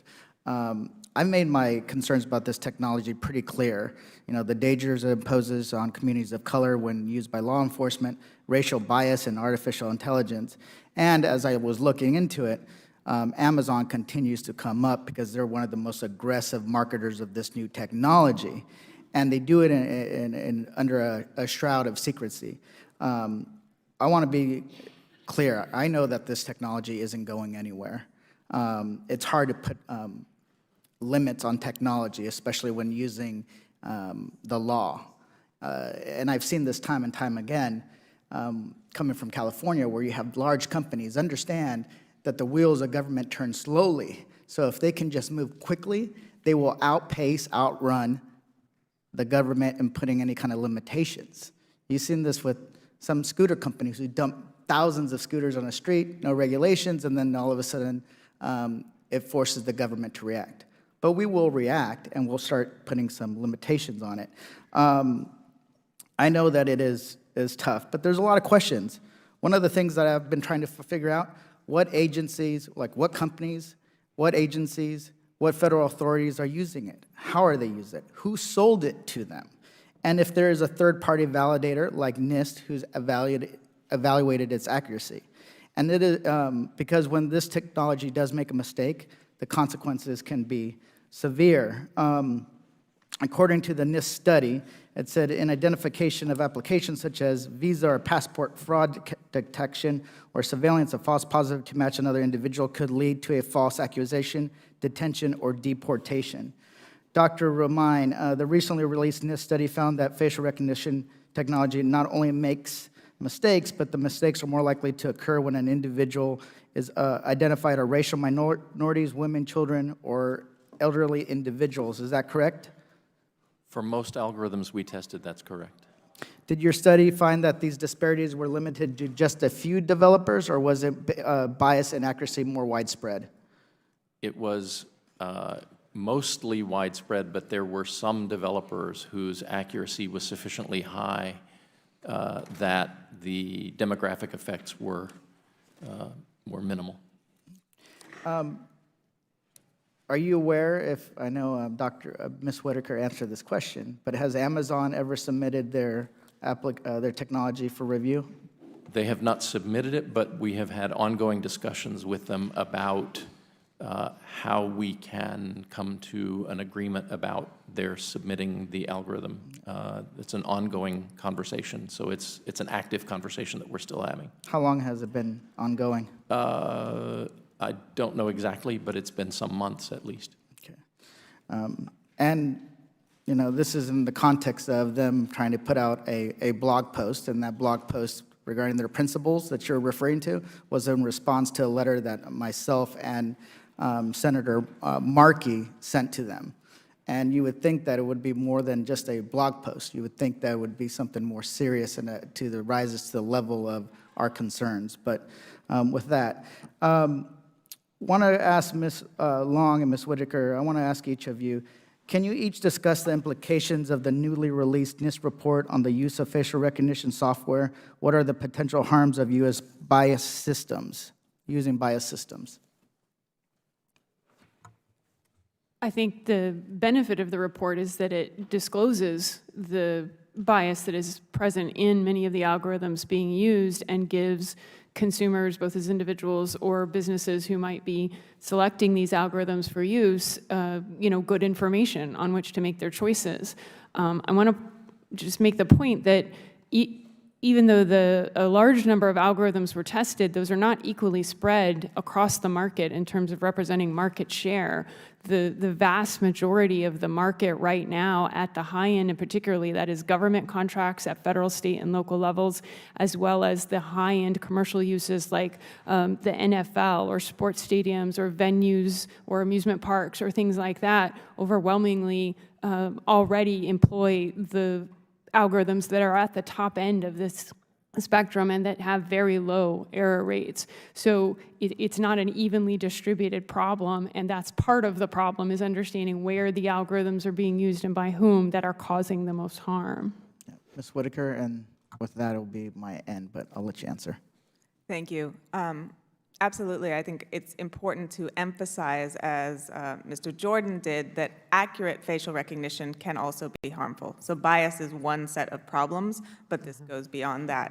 I think any place where facial recognition is being used with social consequences, we will see harm from these racially and gender-biased disparate impacts. So I think we can look at the case of Willie Lynch in Florida, who was identified solely based on a low-confidence facial recognition match that was taken by an officer of a cell phone photo. He's now serving 8 years based on that photo and had to struggle and was eventually denied to get that evidence released during his trial. So we're seeing high stakes that really compromise life and liberty here from the use of these biased algorithms. And in response to the question of where are they being used, which algorithms are being used here, we don't have public documentation of that information. We don't have a way to audit that, and we don't have a way to audit whether NIST's results in the laboratory represent the performance in different contexts like amusement parks or stadiums or wherever else. So there's a big gap in the auditing standards, although the audits we have right now have shown extremely concerning results. With that, I yield back, Madam Chair. Thank you. The gentlewoman from West Virginia, Mrs. Miller, is now recognized for questions. Thank you, Chairwoman Maloney and Ranking Member Jordan. As technology evolves, it is important that we are on top of it. I saw firsthand how they were using facial recognition when I was in China as a form of payment. I was also exposed to several concerning uses of facial recognition technology.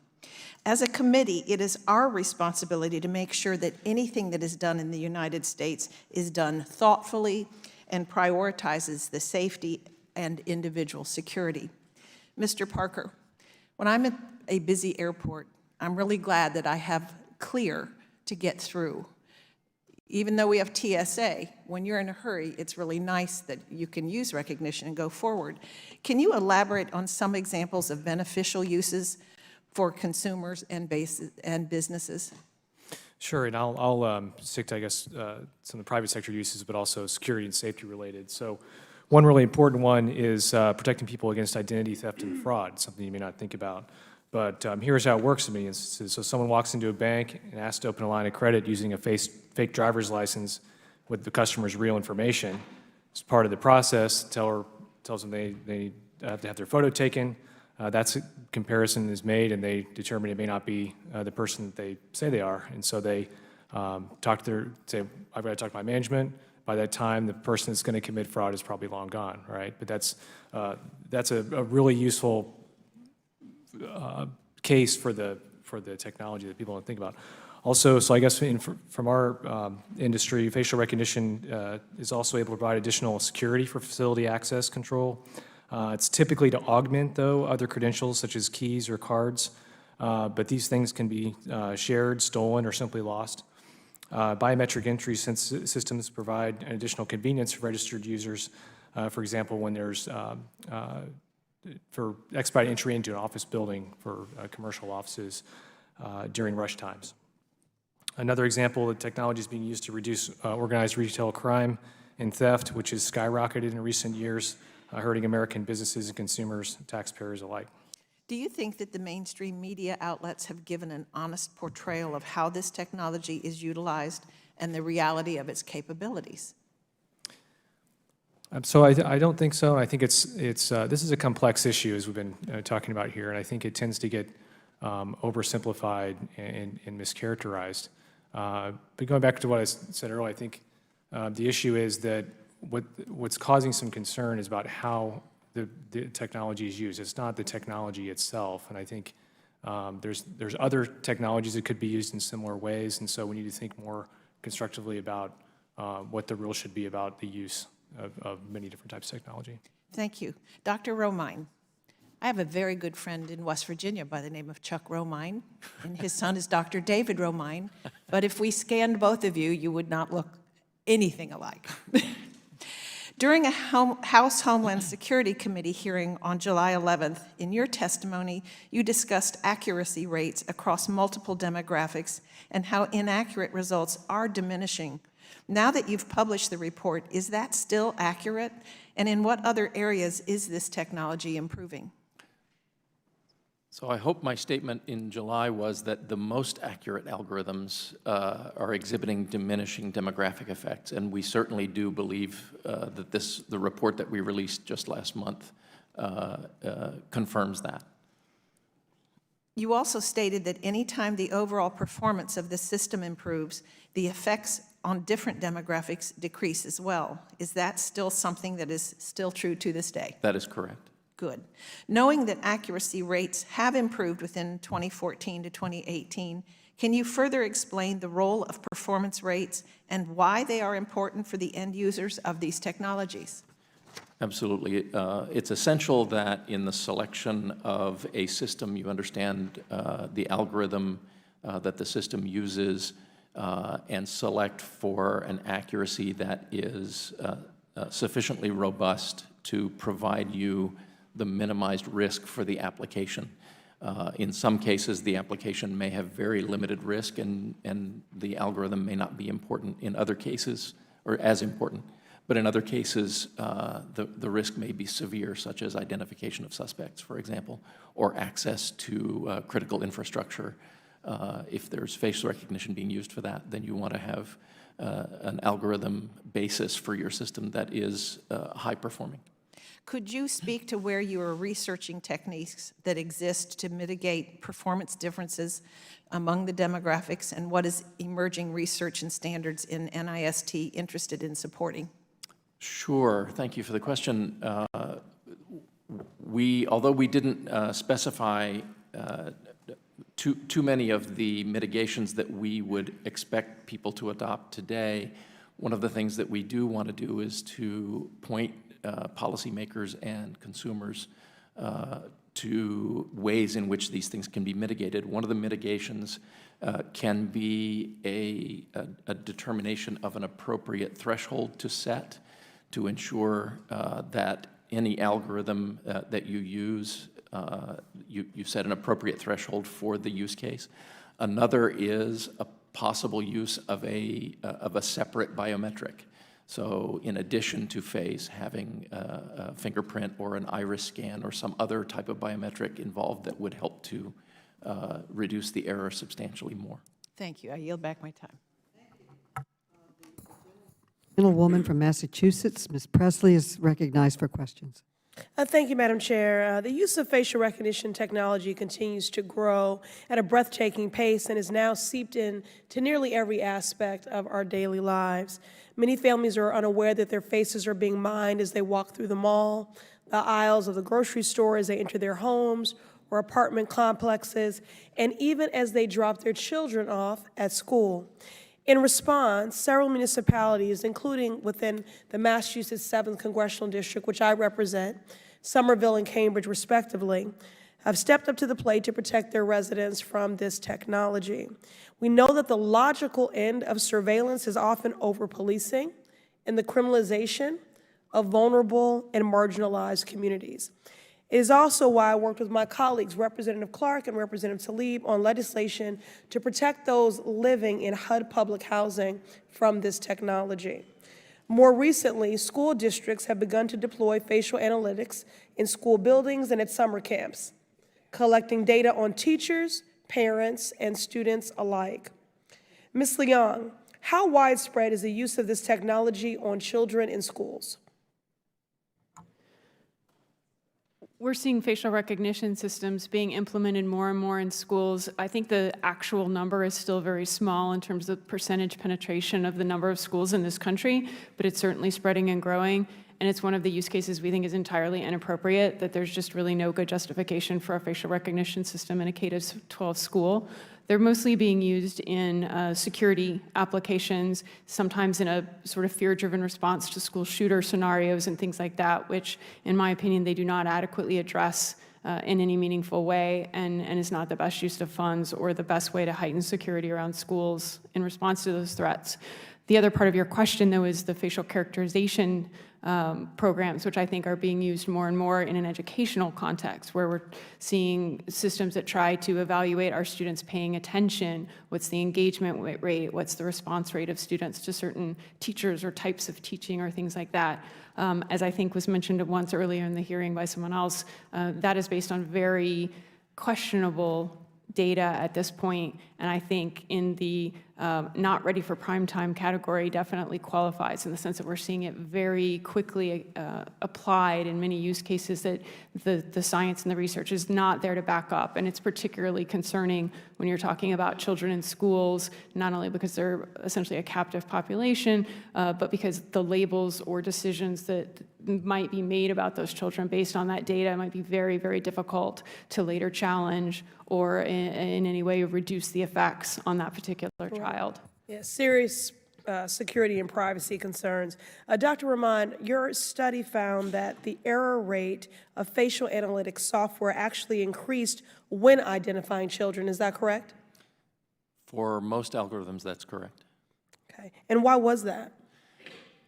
We don't know the cause and effect exactly. There's speculation that children's faces have, with less life experience, there are less feature-rich faces, but we don't know that for sure because the convolutional neural networks that are used it's difficult to make a determination of the reason.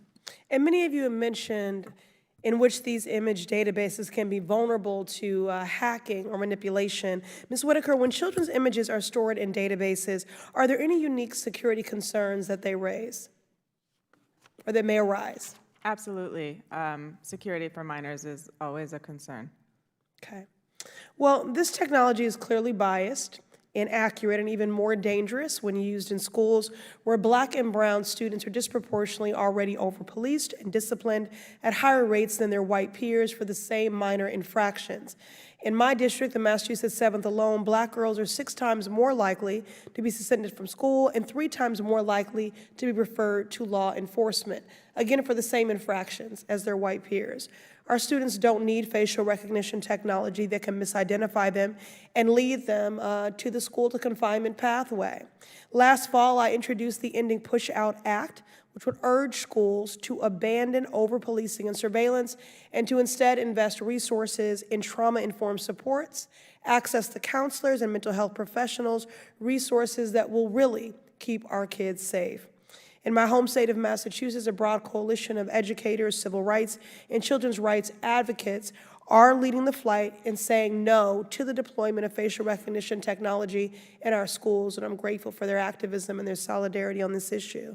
I would like to include, pardon me, for the record, a letter from the BTU, the NAACP, AFT Massachusetts, MTA, the ACLU Massachusetts, and many others urging our state to reject additional surveillance and policing in our schools. Without objection, so ordered. Thank you, and I yield. Thank you, and the gentleman from North Dakota, Mr. Armstrong, is now recognized for questions. Thank you, Madam Chair. I think there's a couple things that we should talk about for a second because I think they're important. And one of them, I'm going to go to the Fourth Amendment in criminal context and how this could be deployed there. And this isn't the first time we've seen the Fourth Amendment crisis in the Fourth Amendment. It happened with telephoto lenses, it happened with distance microphones, GPS trackers, drones, and now we're at facial recognition. And to be fair, the Fourth Amendment has survived over time pretty well. But biometric information has a different connotation, which I'll get to in a second. I also agree with Ranking Member Jordan that we can't leave this for the courts to decide. And one of the reasons we can't is the courts are going to take a constitutional view of privacy, not a popular culture view of privacy. And so when we're into the civil context and data sharing and these types of issues, I'll be the first to admit my facial recognition didn't work on my phone over Christmas. You know what I did? Drove immediately to the cell phone store and got a new one. So I understand the convenience of it and those things. But the Carpenter case is a pretty good example of how at least the U.S. Supreme Court is willing to change how they view privacy in the digital age. So part of our job as Congress is to ensure that we write a law and write regulations that ensure that we can maintain those types of privacy standards. Now, one of the reasons biometric, and I wish some people were here, is a little different is because there's one unique thing in a criminal case that is really, really relevant to facial recognition, and that's identity cannot be suppressed. I can suppress a search, I can suppress 40 pounds of marijuana, I can suppress a gun, I can suppress a dead body, but you cannot suppress identity.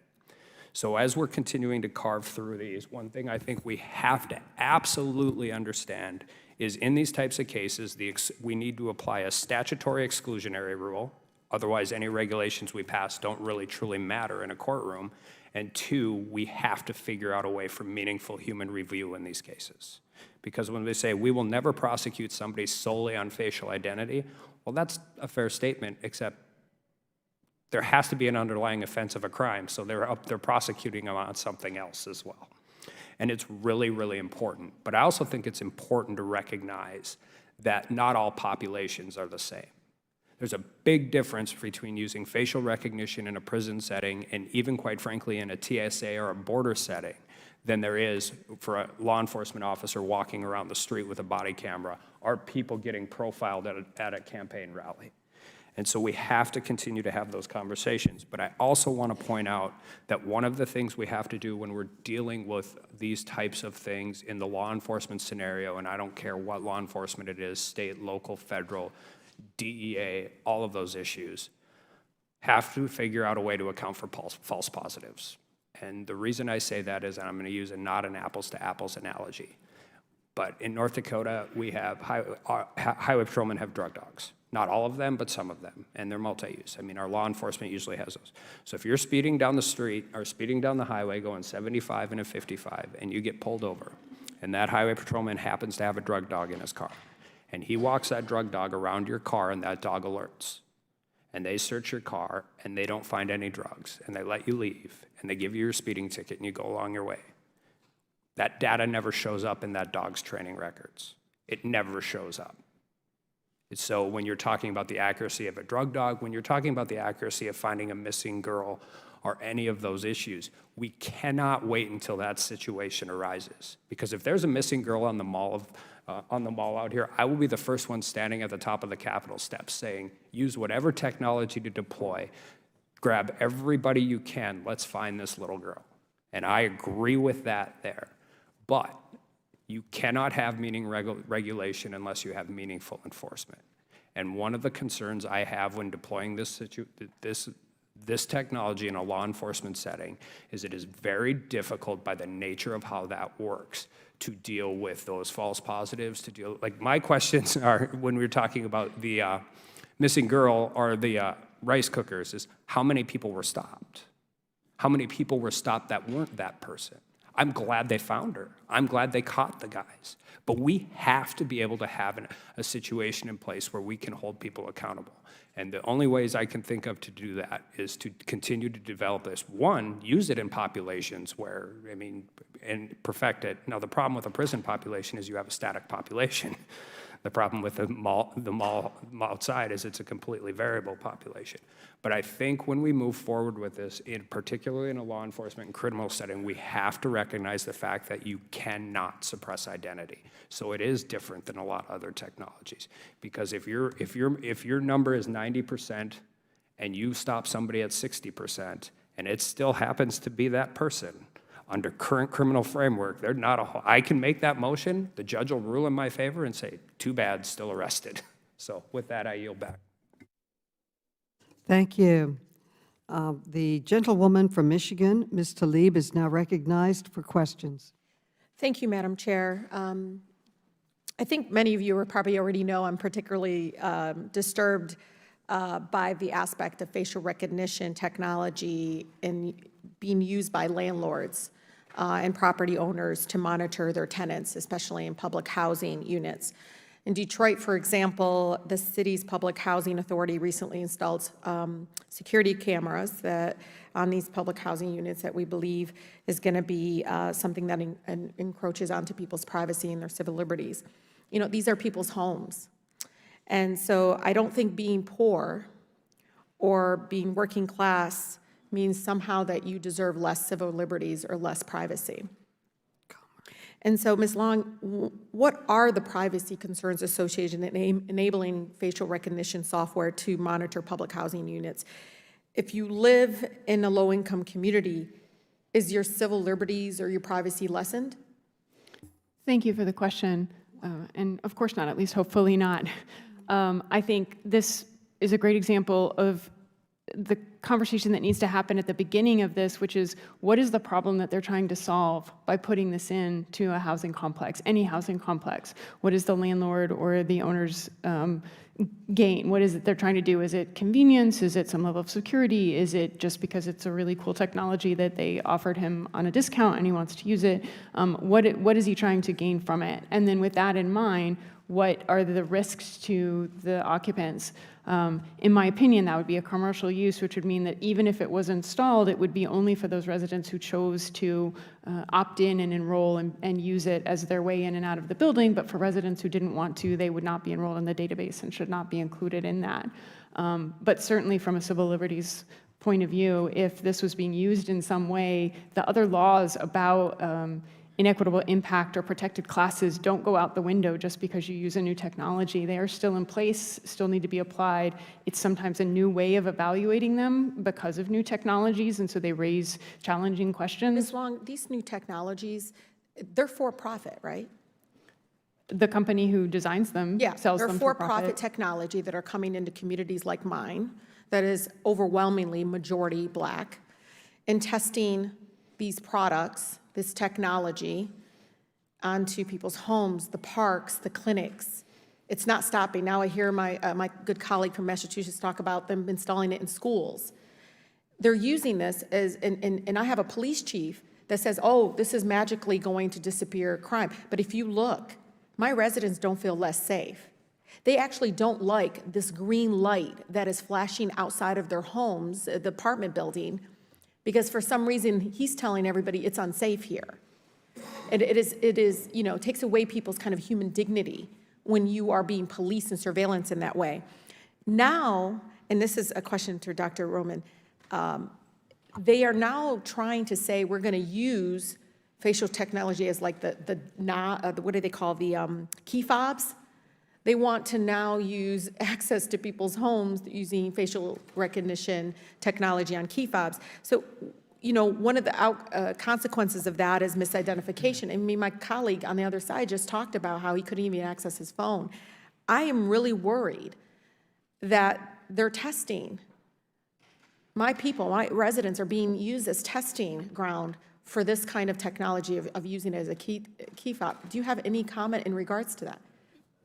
The only comment I have from the NIST perspective is that the algorithm testing that we do is to provide information to people who will make determinations of what is and is not an appropriate use. That includes this, you know, this committee, any potential regulation or lack of regulation, and any deployment that's made in the private sector or otherwise is outside the purview of NIST. Well, I'm really proud to be co-leading with Congresswoman Presley as well as Congresswoman Yvette Clarke and leading No Biometric Barriers to Housing Act, which would prohibit any, you know, completely ban facial recognition technology on federal-funded housing buildings and properties. We should be very careful. I think Congressman Mark Meadows is right. You know, I hear some of my colleagues on both sides saying, well, we got to fix the algorithms. We got to do this. I said, well, I'm not in the business, and we shouldn't be in the business of fixing for-profit technology industries.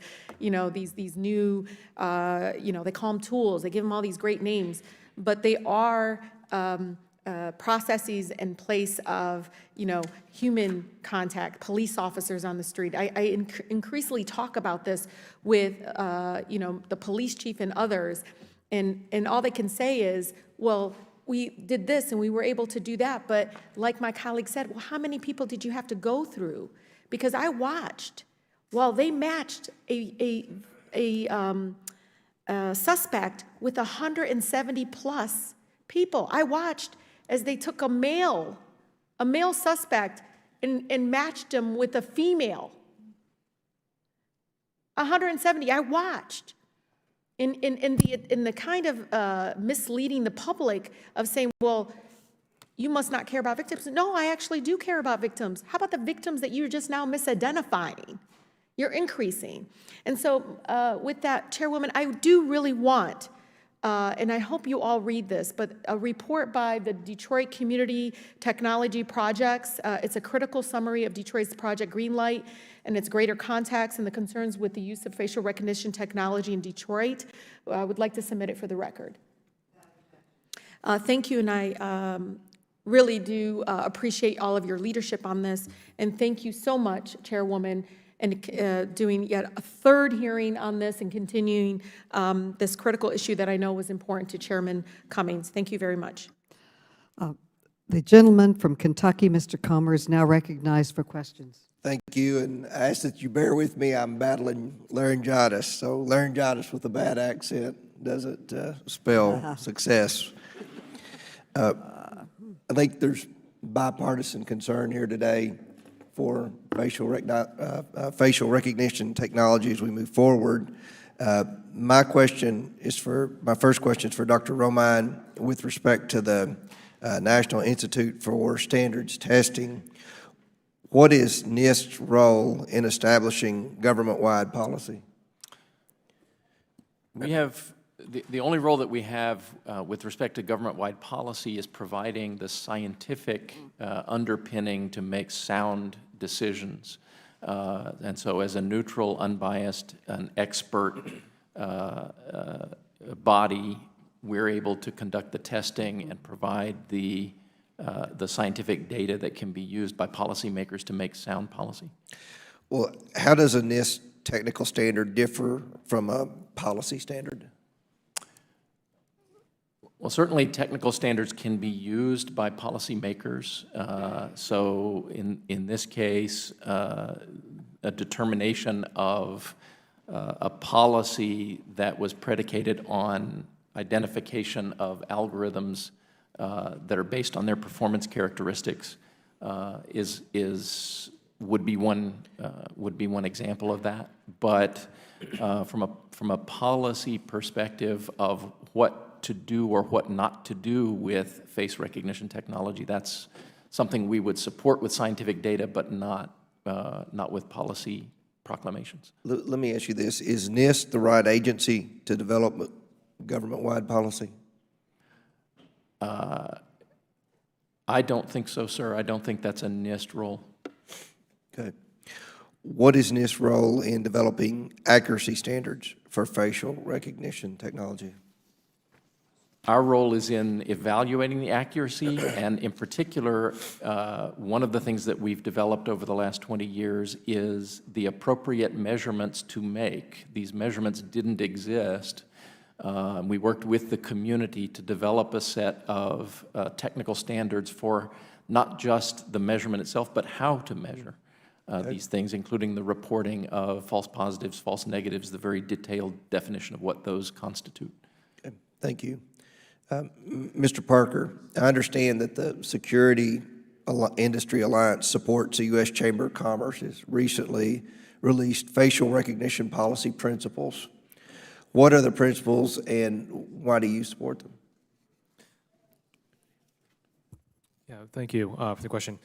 Yeah, so I think that the Chamber put a lot of really great work into developing this framework, and basically it mirrors some of the work that was done earlier by the Department of Commerce and TIA. They had convened a multi-stakeholder process that included industry, but also other parties from the commercial sector about what does appropriate commercial use look like. And I think some of the principles have to do with transparency is obviously the main one, but also as we were discussing earlier, what should be done as far as opt-in consent in the commercial setting. I think that's going to cover most cases, for example. Well, can you describe how those principles balance the need for protecting civil liberties while also promoting industry innovation? Well, I think for the commercial use, we're primarily talking about data privacy. So that's a little different. Civil liberties concerns surround government use primarily. Well, let me follow up, and this will be my last question. What does the path ahead look like for these principles? So I think that the debate going on right now about establishing a national framework for data privacy is a really important one, and I think that this, how to set rules for use of the technology in the commercial setting fits within that framework. And so I know we have the GDPR in Europe, but also in the United States, we have some states that are establishing their own frameworks, and that could be a real problem for our economy if we don't establish standardized rules. Okay, thank you. Madam Chair, I yield back the balance of my time. The gentleman from Virginia, Mr. Conley, is now recognized for questions. I thank the chair, and thank you all so much. Been a stimulating conversation. It just seems to me that we're going to have to really grapple with what are the parameters of protecting privacy and controlling the use of this technology. And one of the traps I hope on my side of the aisle particularly we don't fall into is continuously citing the false IDs. Because if we make the argument this technology is no good because there are a lot of false IDs, that may be true today and the concern is legitimate. But technology's nature is it will improve. So what will we say when it becomes 95% accurate? Then what? Are we conceding the argument that, well, then you can use it with impunity? I would certainly argue, irrespective of its accuracy, there are intrinsic concerns with this technology and its use. And maybe we have to look at things like opt-in and opt-out, where you actually require the consent of anybody whose face is at issue to be able to transfer it to another party, whether you're government or not government. Mr. Parker, you were talking about primarily being concerned about how government uses facial recognition technology. But do we have any reason to believe the private sector might also generate some concerns? I'm sure, and that's why we need to establish best practices about how it's used, particularly in any applications where there's any kind of serious consequence for errors, for example. Errors. Well, let me give you a different example. So IBM got 1 million photos from a photo hosting site called Flickr. It sent the link to that database, 1 million faces, to Chinese universities. Now, that wasn't the government doing it. It was a private entity, and it wasn't about accuracy. It was about an entire data set going to a foreign adversary who has a track record of actually using this technology to suppress and persecute minorities. For example, Uyghurs, to wit. We know they're doing that. So might you have any concern about a company like IBM engaging in that kind of behavior in transferring an entire data set to Chinese universities with close ties, obviously, to the Chinese government? Yes, certainly, and I think we've seen this reflected in U.S. government policy, too, which has established a restriction on exports to a number of Chinese companies, particularly those that are developing this technology that we're talking about. Ms. Whitaker, your views about that? Well, I think that highlights one of the issues that trying to implement consent raises, which is that those photos are already on Flickr. Those are photos that someone may have put on Flickr during a very different internet, when facial recognition at scale was not a technical possibility the way it is today. And they are now being scraped by IBM. They're being scraped by many, many other researchers to comprise these data sets that are then being used to train these systems that may be erroneous, that may target our communities, and that may violate our civil liberties. So where we ask for consent, how consent could work, given that we have a 20-year history where we've clicked through consent notifications without reading them as a matter of habit to get to the core technical infrastructures of our lives, remains a big open question. And I think we would need to be able to answer that. Certainly, I think we could agree, could we not, that whether I clicked consent for Flickr or any other entity to have access to and within reason use my photo, I never contemplated having that photo transferred to a foreign government or to a university with close ties to a foreign government. Yes, or to have a corporation use it to train a system that they might sell to law enforcement in ways that targets your community. Right. There's a lot of things we did not consent to. Well, it just seems to me, Madam Chairman, that this being the third hearing where we all have expressed concern about the zone of privacy and, frankly, informed consent about citizens or non-citizens whose data, in this case their face, may be used and how it may be used and transferred to a third party. We've got some work to do in figuring out the rules of engagement here and how we protect fundamental privacy rights of citizens, unless we want to go down the road of expanding and transforming the whole definition of the zone of privacy. And that's a very different debate. But it seems to me that we can't only concede that technology will drive the terms of reference for privacy. Thank you, Madam Chairman. Thank you. The gentleman from Wisconsin, Mr. Grothman, is now recognized for questions. Okay, maybe I'll start with Ms. Whitaker, but anybody else can jump in if they want, I guess.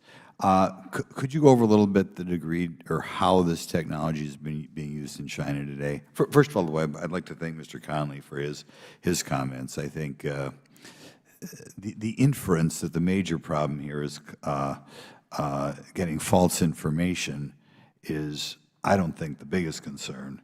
I think the biggest concern is it becomes more and more, it's better and better as the evil uses that it's used for. And some of my colleagues seem to imply that as long as we're not getting any false information, apparently the more information we have, the better. I think sometimes the less information the government has, the better. But, okay, Ms. Whitaker, go ahead. Absolutely. Thank you for the question. I want to preface my answer by saying that I'm an expert on artificial intelligence, and I understand the tech industry very well. I'm not a China expert. However, it is very clear that these technologies are being used in China to implement social control and the targeting of ethnic minorities. You have networks of facial recognition systems that are designed to recognize individuals as they go about their daily lives and issue things like tickets if they jaywalk, if they are recognized by a facial recognition system. Could it be used, people attend religious ceremonies in China, would it be used there? Absolutely, the same way that Baltimore police used it to look at people who attended a Freddie Gray protest. It's the same principle, you're just seeing it deployed in a different context. How, I attended a rally last night for President Trump. I think about 12,000 people were there. Do you think it's possible that any facial recognition technology was being used there? That people would know who was showing up at the rally, who was hanging around outside before the rally? The capacities and technological affordances certainly exist. Again, the type of obscurity within which these technologies are deployed by both the government and the private sector makes it very difficult to speculate beyond that, because we're just not told when it's used and where. Would it surprise you if it was being used there? No. Okay. There's the concern I have. I mean, we have a government that has weighed in against certain people. The ranking member pointed out the IRS in the past is showing strong bias against conservatives, okay, and we use the power of government against conservatives. We had a major presidential candidate a while ago was saying he wants to take people's guns, and so you got to worry, you know. Would it surprise you if facial recognition technology is being used? I might attend a gun show this weekend in my district. Would it surprise you if facial recognition technology is being used to develop a database of people going in that gun show? Facial recognition is being used to develop or against many different kinds of databases. Okay. Kind of concerning there.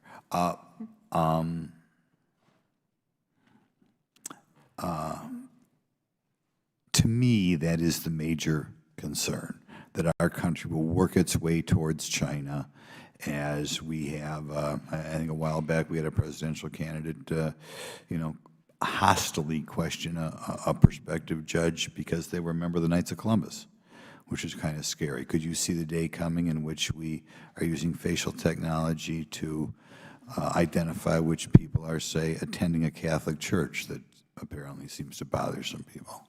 Again, that's the same principle as the Baltimore Police Department, using it to see who attends a Freddie Gray rally and target them if they have a warrant. So it is already being used in that capacity, irrespective of which group it's targeting or not. If you'd set up a Catholic church in China, do you think the Red Chinese government would probably be trying to use facial recognition technology to know in the future who was a member of that church? I don't know if they have any Knights of Columbus chapters in China, but, identifying in China if you'd show up at a Knights of Columbus meeting. Again, the technological capabilities exist, but I am an artificial intelligence expert, not a Chinese geopolitical expert. Anybody else want to comment on what's going on in China? I think it is a model for authoritarian social control that is backstopped by extraordinarily powerful technology. I think one of the differences between China and the U.S. is that their technology is announced as state policy. In the U.S., this is primarily corporate technology that is being secretly threaded through our core infrastructures without that kind of acknowledgement. Right. Amazon, a big player here? Absolutely. Amazon's one of the biggest. They're a very political group, aren't they? Or they have expressed strong political opinions? They certainly hire many lobbyists. Okay, I think that they have. Okay, thank you for giving me an extra few seconds. Thank you. The gentlelady from New York, Mrs. Ocasio-Cortez. Thank you, Chairwoman Maloney, and thank you again for holding a third hearing on something that is so important and is such an emerging technological issue that it's really important for the public to understand. We've heard a lot about the risk of harm to everyday people posed by facial recognition, but I think it's important for people to really understand how widespread this is. Ms. Whitaker, you made a very important point just now that this is a potential tool of authoritarian regimes, correct? Absolutely. And that authoritarianism or that immense concentration of power could be done by the state, as we see in China, but it also could be executed by mass corporations, as we see in the United States, correct? Yes. So can you remind us, Ms. Whitaker or Ms. Long, can you remind us of some of the most common ways that companies collect our facial recognition data? Absolutely. They scrape it from sites like Flickr. Some use Wikipedia. They collect it through massive networked market reach. So Facebook is a great example of that. So if you've ever posted a photo of yourself to Facebook, that could be used in a facial recognition database? Absolutely, by Facebook and potentially others. If you've posted it to Wikipedia? Yes. Could using a Snapchat or Instagram filter help hone an algorithm for facial recognition? Absolutely. Can surveillance camera footage that you don't even know is being taken of you be used for facial recognition? Yes, and cameras are being designed for that purpose now. And so currently cameras are being designed. People think, you know, I'm going to put on a cute filter and have puppy dog ears and not realize that that data is being collected by a corporation or the state, depending on what country you're in order to track your, to surveil you potentially for the rest of your life. Is that correct? Yes.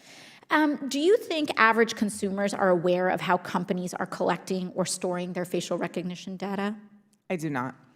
And what can a consumer or a constituent like mine do if they've been harmed by companies' improper collection? In a previous hearing, we were talking about how facial recognition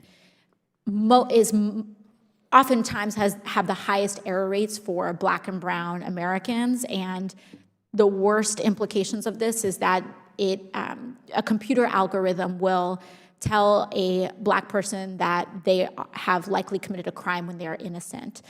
How can a consumer or a constituent really have any sort of recourse against a company or an agency if they've been misidentified?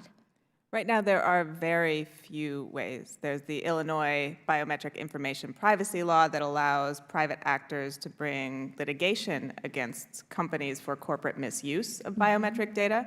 But one, you have to know it's been collected. Two, you have to know it's been misused. And three, you have to have the resources to bring a suit, which is a barrier to entry that many of those most likely to be harmed by this technology cannot surpass. So let's say if you walk into a technology store, or as this technology spreads, you just walk into a store in the mall, and because the error rates for facial recognition are higher for Black and brown folks, you get misidentified as a criminal. You walk out, and let's say an officer stops you and say, someone has accused you of a crime, or we think that you've been accused of a crime. You have no idea that facial recognition may have been responsible for you being mistakenly accused of a crime. Is that correct? That's correct, and we have evidence that it's often not disclosed. And so that evidence is often not disclosed, which also compounds on our broken criminal justice system, where people very often don't get entitled to the evidence against them when they're accused of a crime. Is that correct? Yes, the Willie Lynch case in Florida is case in point. So what we're seeing here is that these technologies are almost automating injustices, both in our criminal justice system, but also automating biases that compound on the lack of diversity in Silicon Valley as well. Absolutely. These companies do not reflect the general population, and the choices they make and the business decisions they make are in the interest of a small few. So, Madam Chairwoman, I'd say this is some real-life Black Mirror stuff that we're seeing here.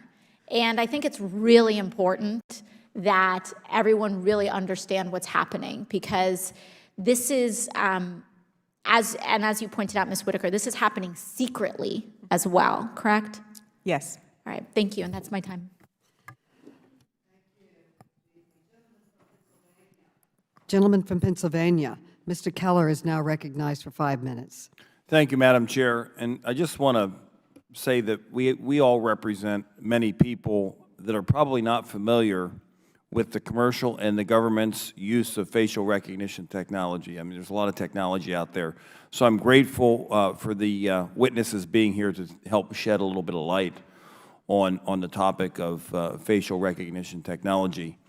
And when we look at if there's a proper approach toward regulating the use of facial recognition technology, we need to balance personal privacy with whatever appropriate use there may be as a tool to make, the government or law enforcement capabilities more effective in what they do. And the reason I say this is several years ago, something happened in the legal community called the CSI effect, and where television shows exaggerated the prevalence of DNA and forensic evidence and the ease of its processing in criminal cases.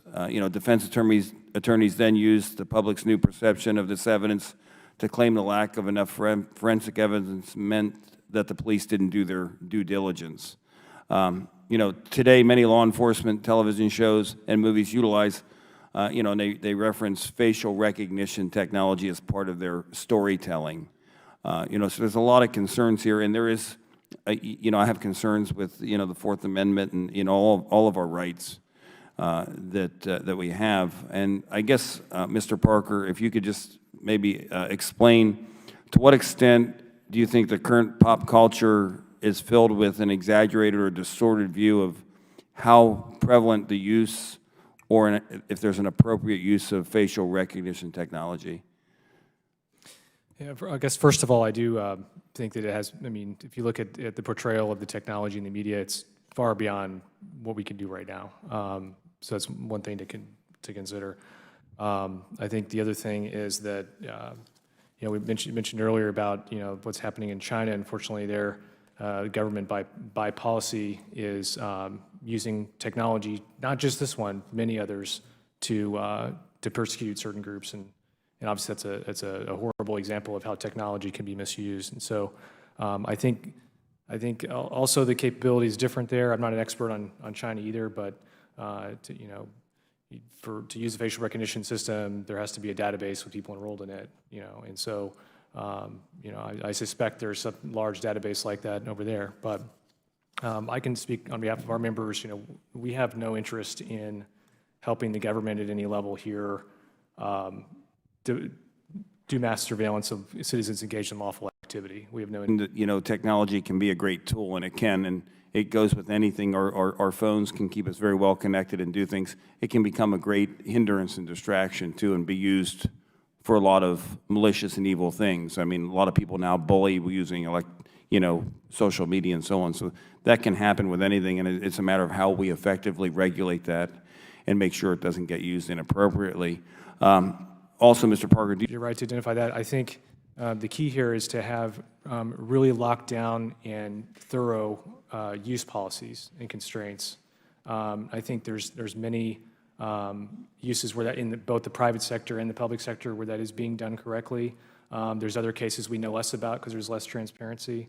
But making part of that is some accountability measures that ensure use of those systems are auditable to make sure that they're only being used for the purposes specified by the people who have authorization to do it. Okay, I appreciate that because this is a very sensitive issue, and I do appreciate the opportunity of having these hearings so that more people are aware of what's happening. Thank you, and I yield back.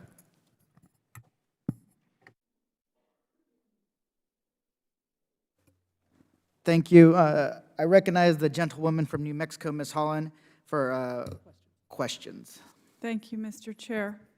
Thank you all so much for being here today. We appreciate your time and effort in this hearing.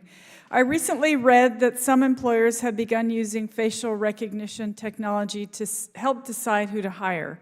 At certain companies, such as Hilton and Unilever, job applicants can complete video interviews using their computer or cell phone cameras, which collect data on characteristics like an applicant's facial movements, vocal tone, and word choice. One company offering this technology, HireView, collects up to 500,000 data points in a 30-minute interview. The algorithm then ranks the applicant against other applicants based on the so-called employability score. Job applicants who look and sound like the current high performers at the company receive the highest scores. Ms. Whitaker, I have two questions for you. One, isn't it true that the use of facial recognition and characterization technology in job application processes may contribute to biases in hiring practices? And if yes, can you please elaborate? It is absolutely true. And the scenario that you described so well is a scenario in which you create a bias feedback loop, in which the people who are already rewarded and promoted and hired to a firm become the models for what a good employee looks like. So if you look at the executive suite at Goldman Sachs, which also uses HireVue for this type of hiring, you see a lot of men, a lot of white men. And if that becomes the model for what a successful worker looks like, and then that is used to judge whether my face looks successful enough to get a job interview at Goldman Sachs, we're going to see a kind of confirmation bias in which people are excluded from opportunity because they happen not to look like the people who had already been hired. Thank you so much for that. So, Ms. Whitaker, would you agree that granting higher employability scores to candidates who look and sound like high-ranking employees may lead to less diversity in hiring then? I would agree, and I would also say that that methodology is not backed by scientific consensus. Thank you. Ms. Leong, do you envision any privacy concerns that may arise when employers collect, store, and use the data generated from video job interviews? Yes. Thank you for the question.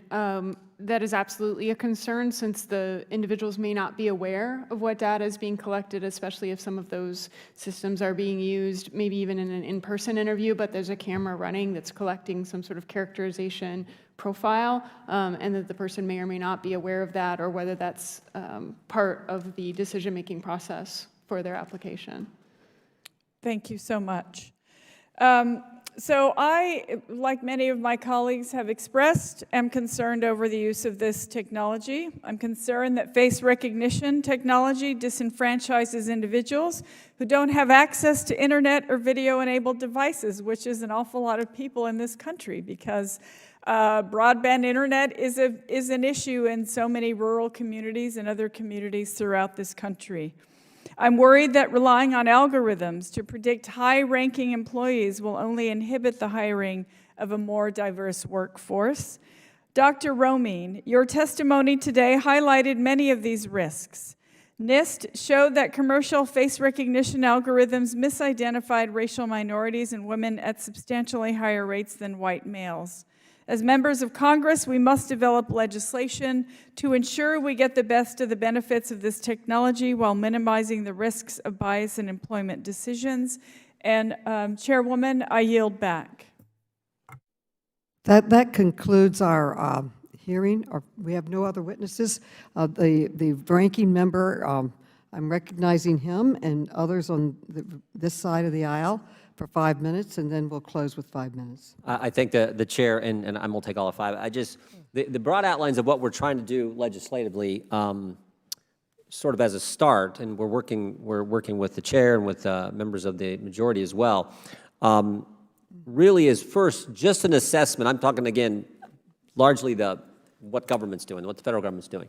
So the first thing we'd like to ask for is we just want to know which agencies are using this, how they're using it, to what extent is it happening. And as I think several of you testified, but certainly Ms. Whitaker, we just don't know that. We don't know to what extent is the FBI using, to what extent are other agencies using, IRS, any other agency. We found out a few years ago the IRS was using Stingray technology, which was like, what does the IRS need that for? So first part of what we hope will be legislation that we can have broad support on, that the chairman and both Republicans and Democrats can support, is tell us what's going on now. And then second, while we're trying to figure that out, while the study and we're getting an accountability and what's all happening, let's not expand it. Let's just start there. Tell us what you're doing, and don't do anything while we're trying to figure out what you're doing. And then once we get that information, then we can move from there. That is what I hope we can start with, Madam Chair, and frankly what we've been working with now for a year, staffs for both the majority and the minority. So I hope, I see a number of you nodding your heads. I hope that's someplace that you all would be happy we would be supportive of us doing as a committee and as a Congress, just to figure out what's going on. With that, I yield to my colleague from North Dakota, if that's okay, Madam Chair, for the remainder of our time. Thank you. CSI was my favorite show when I practiced criminal defense. So. And if this body would pass a law into effect that shut off everybody's facial recognition on their iPhones tomorrow, I think we would have a whole different kind of perspective on this from our citizens. So I think identifying people quickly and easily has so many positive law enforcement and safety applications that I think it would be irresponsible to disregard this technology completely. More importantly, I think the private sector, and so my intent isn't, when I'm asking these questions, is not to demonize law enforcement. They will use whatever tools are available to them, and they should. I think we should also recognize that there are very responsible large corporations that want to get this right. And they don't want to get it right just for the bottom line, although that is helpful. They have corporate cultures as well. They have things, and more importantly, there are those of them arguing for a federal regulatory framework. Our job is to get it right. Our job is to ensure that we have responsible regulation that protects the privacy of all Americans. But part of doing that is recognizing that it's here. And in some way, shape, or form, it's going to continue to be here. And there are a tremendous amount of positive applications that can be used. But there are dangers. And there are significant dangers. And because for every reason why there's a positive application for identifying people quickly, that is an invasion on everybody's privacy who is in that particular space. So we're going to work with it. We're going to continue to use it. It is causing tremendous consumer convenience. There are lots of different applications, but we have to be cognizant of the fact that this is a little different than a lot of other things, because identity is something that can never go away once it's been identified.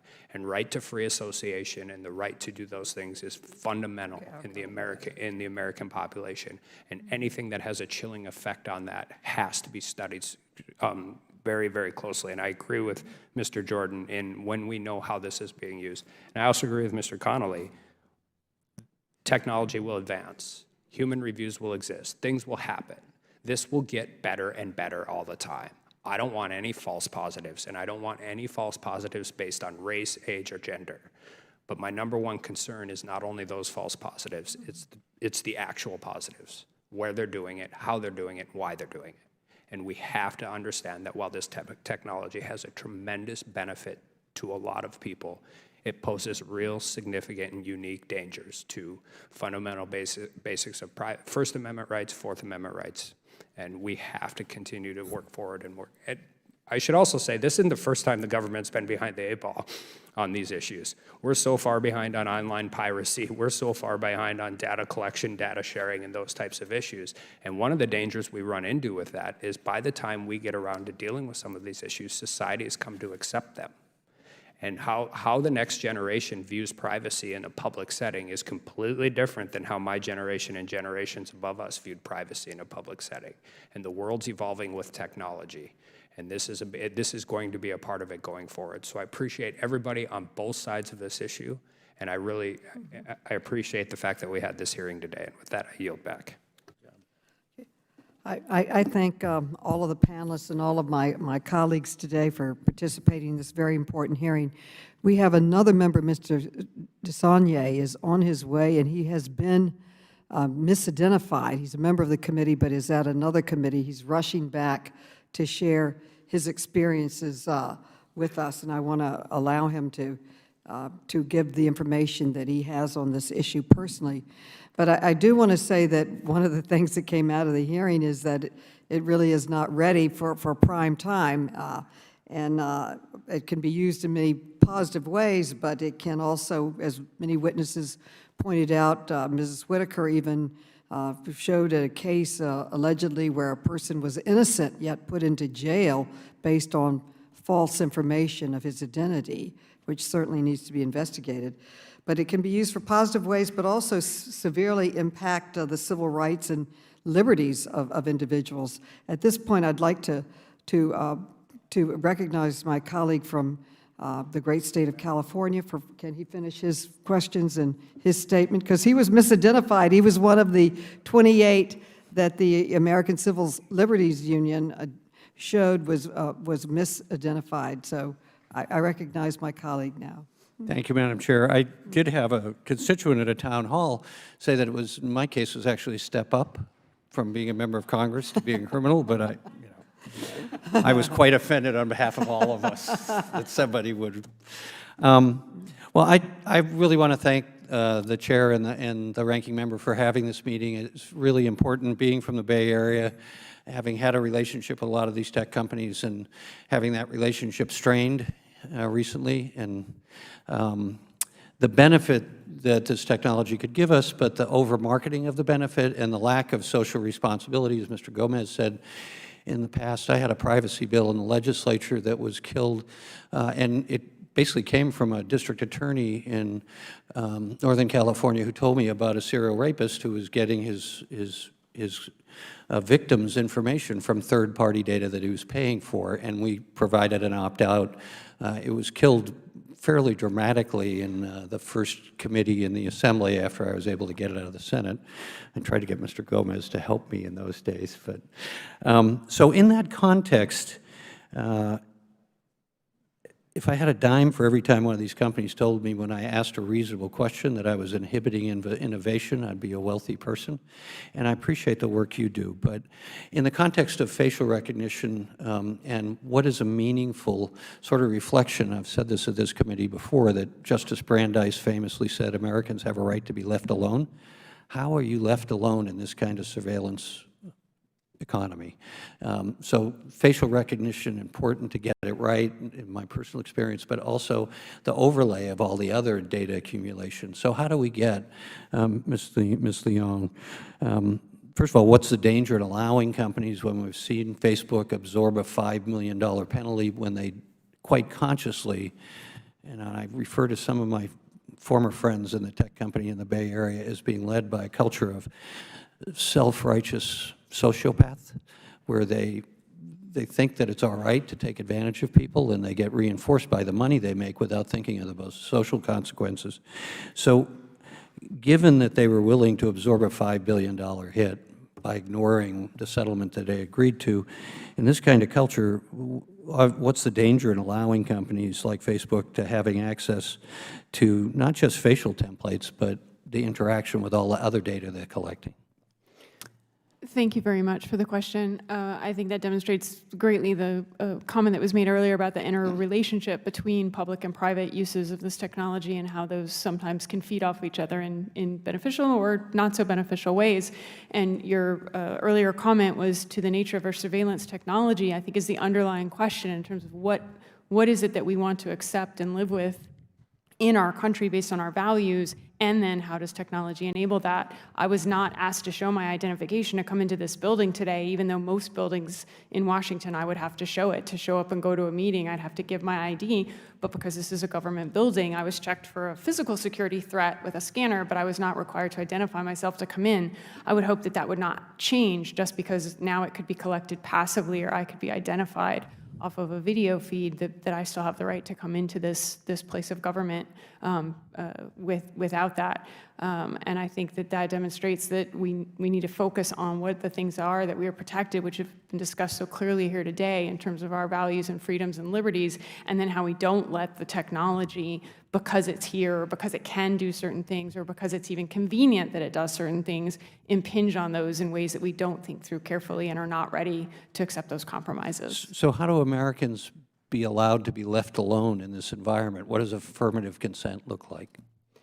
Well, in a commercial setting or a commercial context, the company should not be using facial recognition technology unless a person has said they want to use it for the benefit or convenience that it provides. So if I want to use it as a member of a limited membership retail establishment, or if I want to use it to get VIP privileges at a hotel or expedite my check-in at a conference, I can choose to do that, but I would know that I was doing it. I would have to enroll in that system consciously. It's not something that could happen to me without my awareness. Okay, and who owns the data when you look at this? We've had hearings about car companies saying they own the diagnostics and the GPS. All these private sectors say they own it. Shouldn't we own that?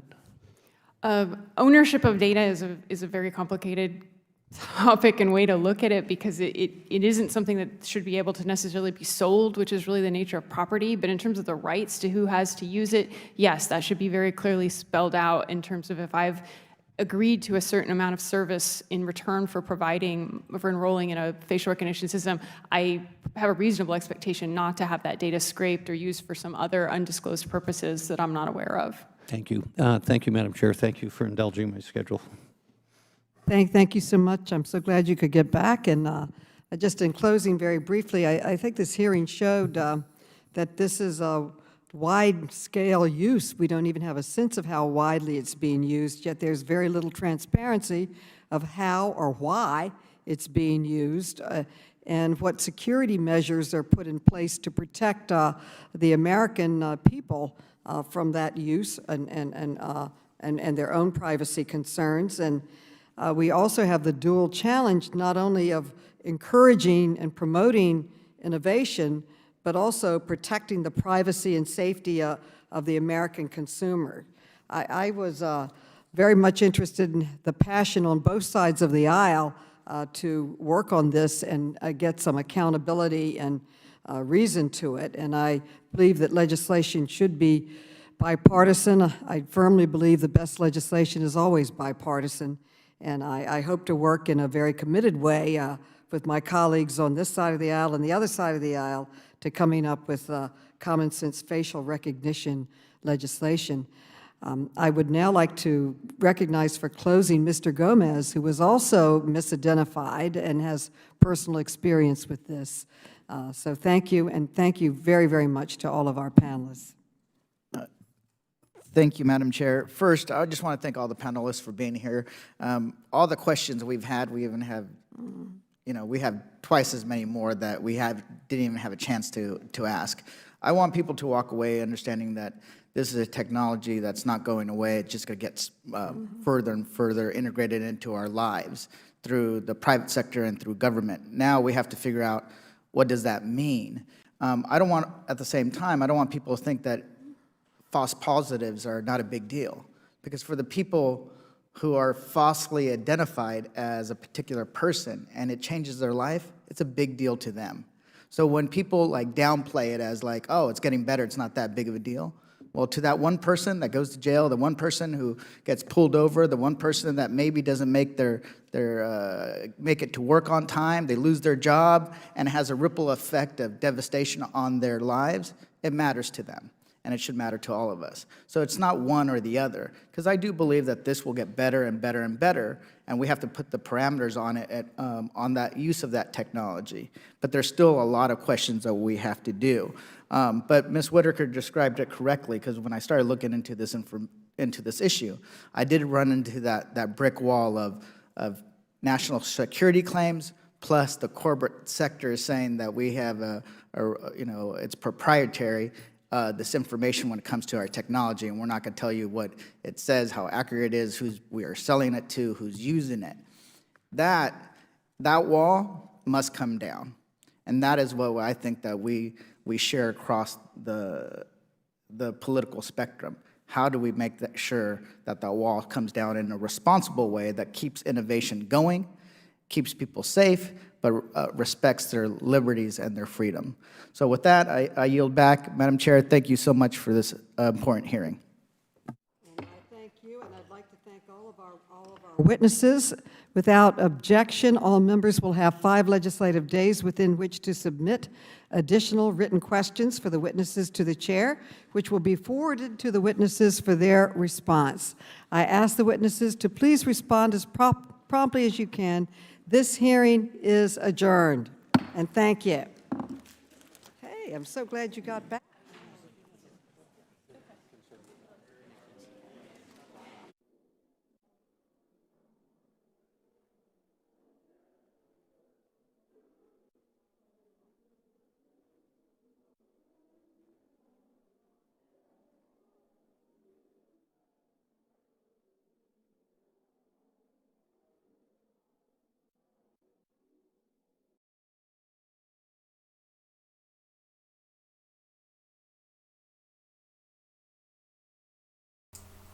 Alrighty, guys. I thought that was very interesting. I know we kind of lost some viewers along the way, but I was like listening to that thing the whole time. If you follow us on Twitter at GrowTheInfo up there, that thing is our handle. I was tweeting out some of the things that the representatives were saying and some of the witnesses that they had on there, because it was really fascinating. As I said, you know, things like Snapchat even, and these other apps that you use that are just like fun little games, you know, or Facebook Messenger, you know, they have the different little filters and stuff that you can put on there. They all use facial recognition. I mean, you have to think about it like, you know how Facebook has the ability to tag people in photos? Well, if it's like suggesting people to you, you know, then it's reading their face and it's saying, hey, this looks like these people. The same function is in your Google Photos account. It will group like the same person together. It's really creepy. I have a Google photo thing, and I looked in there once, and it was very good at being able to recognize the face of my kids, like when they were really little, like when they were babies, and recognize that that's the same person now, and comparing them when they were babies to other baby pictures that were in there of like my niece and nephew and stuff. And it knew that all of these kids were different. And so I mean, you know, that's fairly advanced. But at the same time, I mean, that's something like Google, but we see law enforcement using some companies and stuff that it's giving them false positives. So as they said, not every algorithm and not every software and company that are doing these processes for the government and for sometimes the state law enforcement, they're not the same ones, and they're not regulated all the same. They're trying to figure out how to regulate these things. So there's so much variation that to me it's something that should not even, you know, really be in place very much. As the one congressperson, representative, whatever, as the one dude said, there was that situation in which the people were stopped and they found the missing child or the person that was kidnapped. And that's great and wonderful. But at the same time, you have to ask yourself how many people were stopped before them. And if you are stopped on the streets, when something like that happens, if you're stopped on the street for something like that, then, I mean, you're being inconvenienced and you might be late to work. Your boss might not be very understanding of that. You might have something else that you have to do. What if you're having to go pick up your kid, you know, and then they detain you while they're trying to figure out if you're the person or not? There are a lot of situations in which it could be potentially really bad for you if you are held up just trying to prove that you're not somebody that you're not. You know, and in America, it's supposed to be innocent until proven guilty. But then you're going to have to try to prove that you are actually innocent. So it's a very interesting situation that we are in. And I don't know about you guys, but I definitely don't feel safer with having all of the facial recognition software everywhere. If anything, I do feel more like, okay, why do they feel the need to have all this up? You know, and it's, you feel like you are less at liberty. And America is supposed to be about liberty and freedom. So, I don't know. It's definitely something that they need to look at regulating more. They need to be taking a lot of public comments on things like this. Yeah. And thank you everybody for watching still. Thank you for watching, Twinkie. You have a good day. Got your cheek highlighter on though. That's good. Yeah, fool those cameras. That's right. And really, I mean, they were saying that women of color were falsely identified more than any other demographic, I believe they said. And they said, you know, more than other women, more than other people of color. And if you think about like the highlighter on a dark face or something like that, of course the camera's going to be like measuring it differently, because when it measures photons, it's measuring things in lightness and darkness so that it can figure out mathematically what your face looks like. That's why we're able to like take a picture of somebody and then make a 3D model of it. It's just measuring how the photons are on the face, and then it creates a model based on that, because you can judge obviously how far something away is away based on the photons. So that means you can tell the difference between their cheek and their nose. So then you know how long their nose is. You know, it's all just mathematics. So, you know, I don't know. I think it's really silly for them to even still be trying to do this with the kind of makeup that people like to wear. And I mean, in places in like Korea and in, I think, Europe, people do it a lot too. They wear those face masks when they're sick. So then that's when you really start looking at being able to identify people by their eyes. So I'm sure that maybe in places like China, where people do wear face masks when they're sick and also just when they want to be left alone, you know, I'm sure that they are starting to implement reading people's irises more. And again, that report did say that they have been judging the metrics of reading people's irises, and that it can tell the difference between identical twins. So this is a technology that they are definitely going to try to develop. So we need to, it's Minority Report future time, like I said earlier. I need something to drink. I'm sorry, my throat is dry. I'm sorry. Okay, so let me show you quick again the white papers that we went through at the beginning of the stream, but just in case you're joining us now, I'm not going to read through them. I did that earlier, so you can, you know, watch the replay or rewind or whatever. And they're all linked in the description box down below. So they're definitely worth a look. Definitely. Yeah. All right. And be sure to subscribe if you haven't subscribed yet, and turn on bell notifications so that you can be notified when we go live, when we put out videos, or when we schedule future live streams. I don't think we're going to be doing any more today.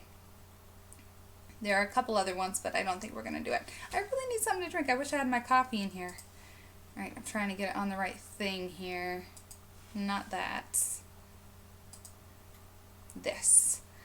Okay, and you can check out growtheinfo.com for all kinds of good resources and information. I will be posting all of these links on our website as well.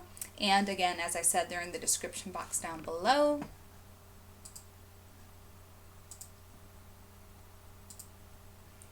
Okay, so again, this is how you get this information if you don't want to use the links I have provided or whatever. That's hunky-dory. You just look on house.gov, and then you got to search for, they have a hearing on next frontiers in energy research. What? I might have to stream that. Okay, where is it? Here we go. At 10 a.m. today, they had the facial recognition technology. That's what you click on. And then it will show you this web page. You can watch the stream, which, well, I mean, if you're if you're watching this far, then you've already seen it. So, and this gives the background of it. And in here they have linked certain words. Oops, right there, issued and this phrase, and then they have linked their previous hearings. And down at the bottom, they have the memorandum and the notice. Let me make sure you guys were on the right thing. Yes, you were. Okay. And those links are this. This is the memorandum, which just gives a brief overview, tells you who the witnesses are. Not a lot of information, but it also has the face recognition vendor test, where it describes all of the different mathematics that they have used, how they come up with the algorithms, and the data and information that go into the algorithms that they use. And then it also describes all of the results and the false positives, false negatives. It goes through the issues within different demographics that they have faced. It gives data tables.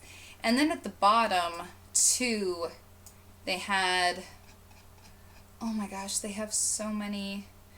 I just want to go through each and every one of these. I am such a nerd. But they have more sources linked way at the bottom somewhere down here, with even more reports and things that I'm sure that you could look up if you are very interested in this. The references, that's what they're called. References. Oh yeah, that's what they're called in a paper, references. So there's that one, and then the one that says privacy principles for facial recognition technology in commercial applications has to do with the consent and the transparency, data security, integrity and access. This has to do with the companies and how they use your data. So the other one has to do with how they get the data and the issues with the data. And then this one has to do with the company's use of the data, if that makes sense. And then, as I said, they also have the previous 2 hearings linked on there as well. So that is that. I am not sure if I'm going to stream the other hearing on energy research or not. You know what? I mean, I'm live right now. So let's just... Okay, Department of Energy's Office of Science, exploring the next frontiers in energy research and scientific discovery. Let's click on that and see what we get. You guys are on that, right? Yes? Okay, yes. Okay, not my face, good. Okay, so this is at 2 p.m. Remember, all of the times listed. You hear that? I'm sorry. I wonder if you guys heard that. That was an airplane. I could have run outside and captured a video of that, but then they'd probably shut off my stream again like they did yesterday, which, by the way, I did upload that video of the military jets flying over. So, anyway, they have the witness here. They have the opening statements, who those are going to be by. It doesn't look like they have any other information on this.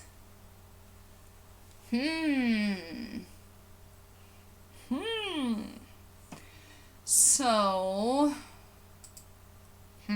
I don't know. I don't know if I should stream that or not. I have other stuff that I need to do, so I'm not sure. I probably won't until I see what they're talking about. There was a hearing this morning that had to do with, or maybe it's, I'll look and see when it is or when it was. It's confusing and it's hard to remember when all of the different hearings are with the House and the Senate because they're listed differently.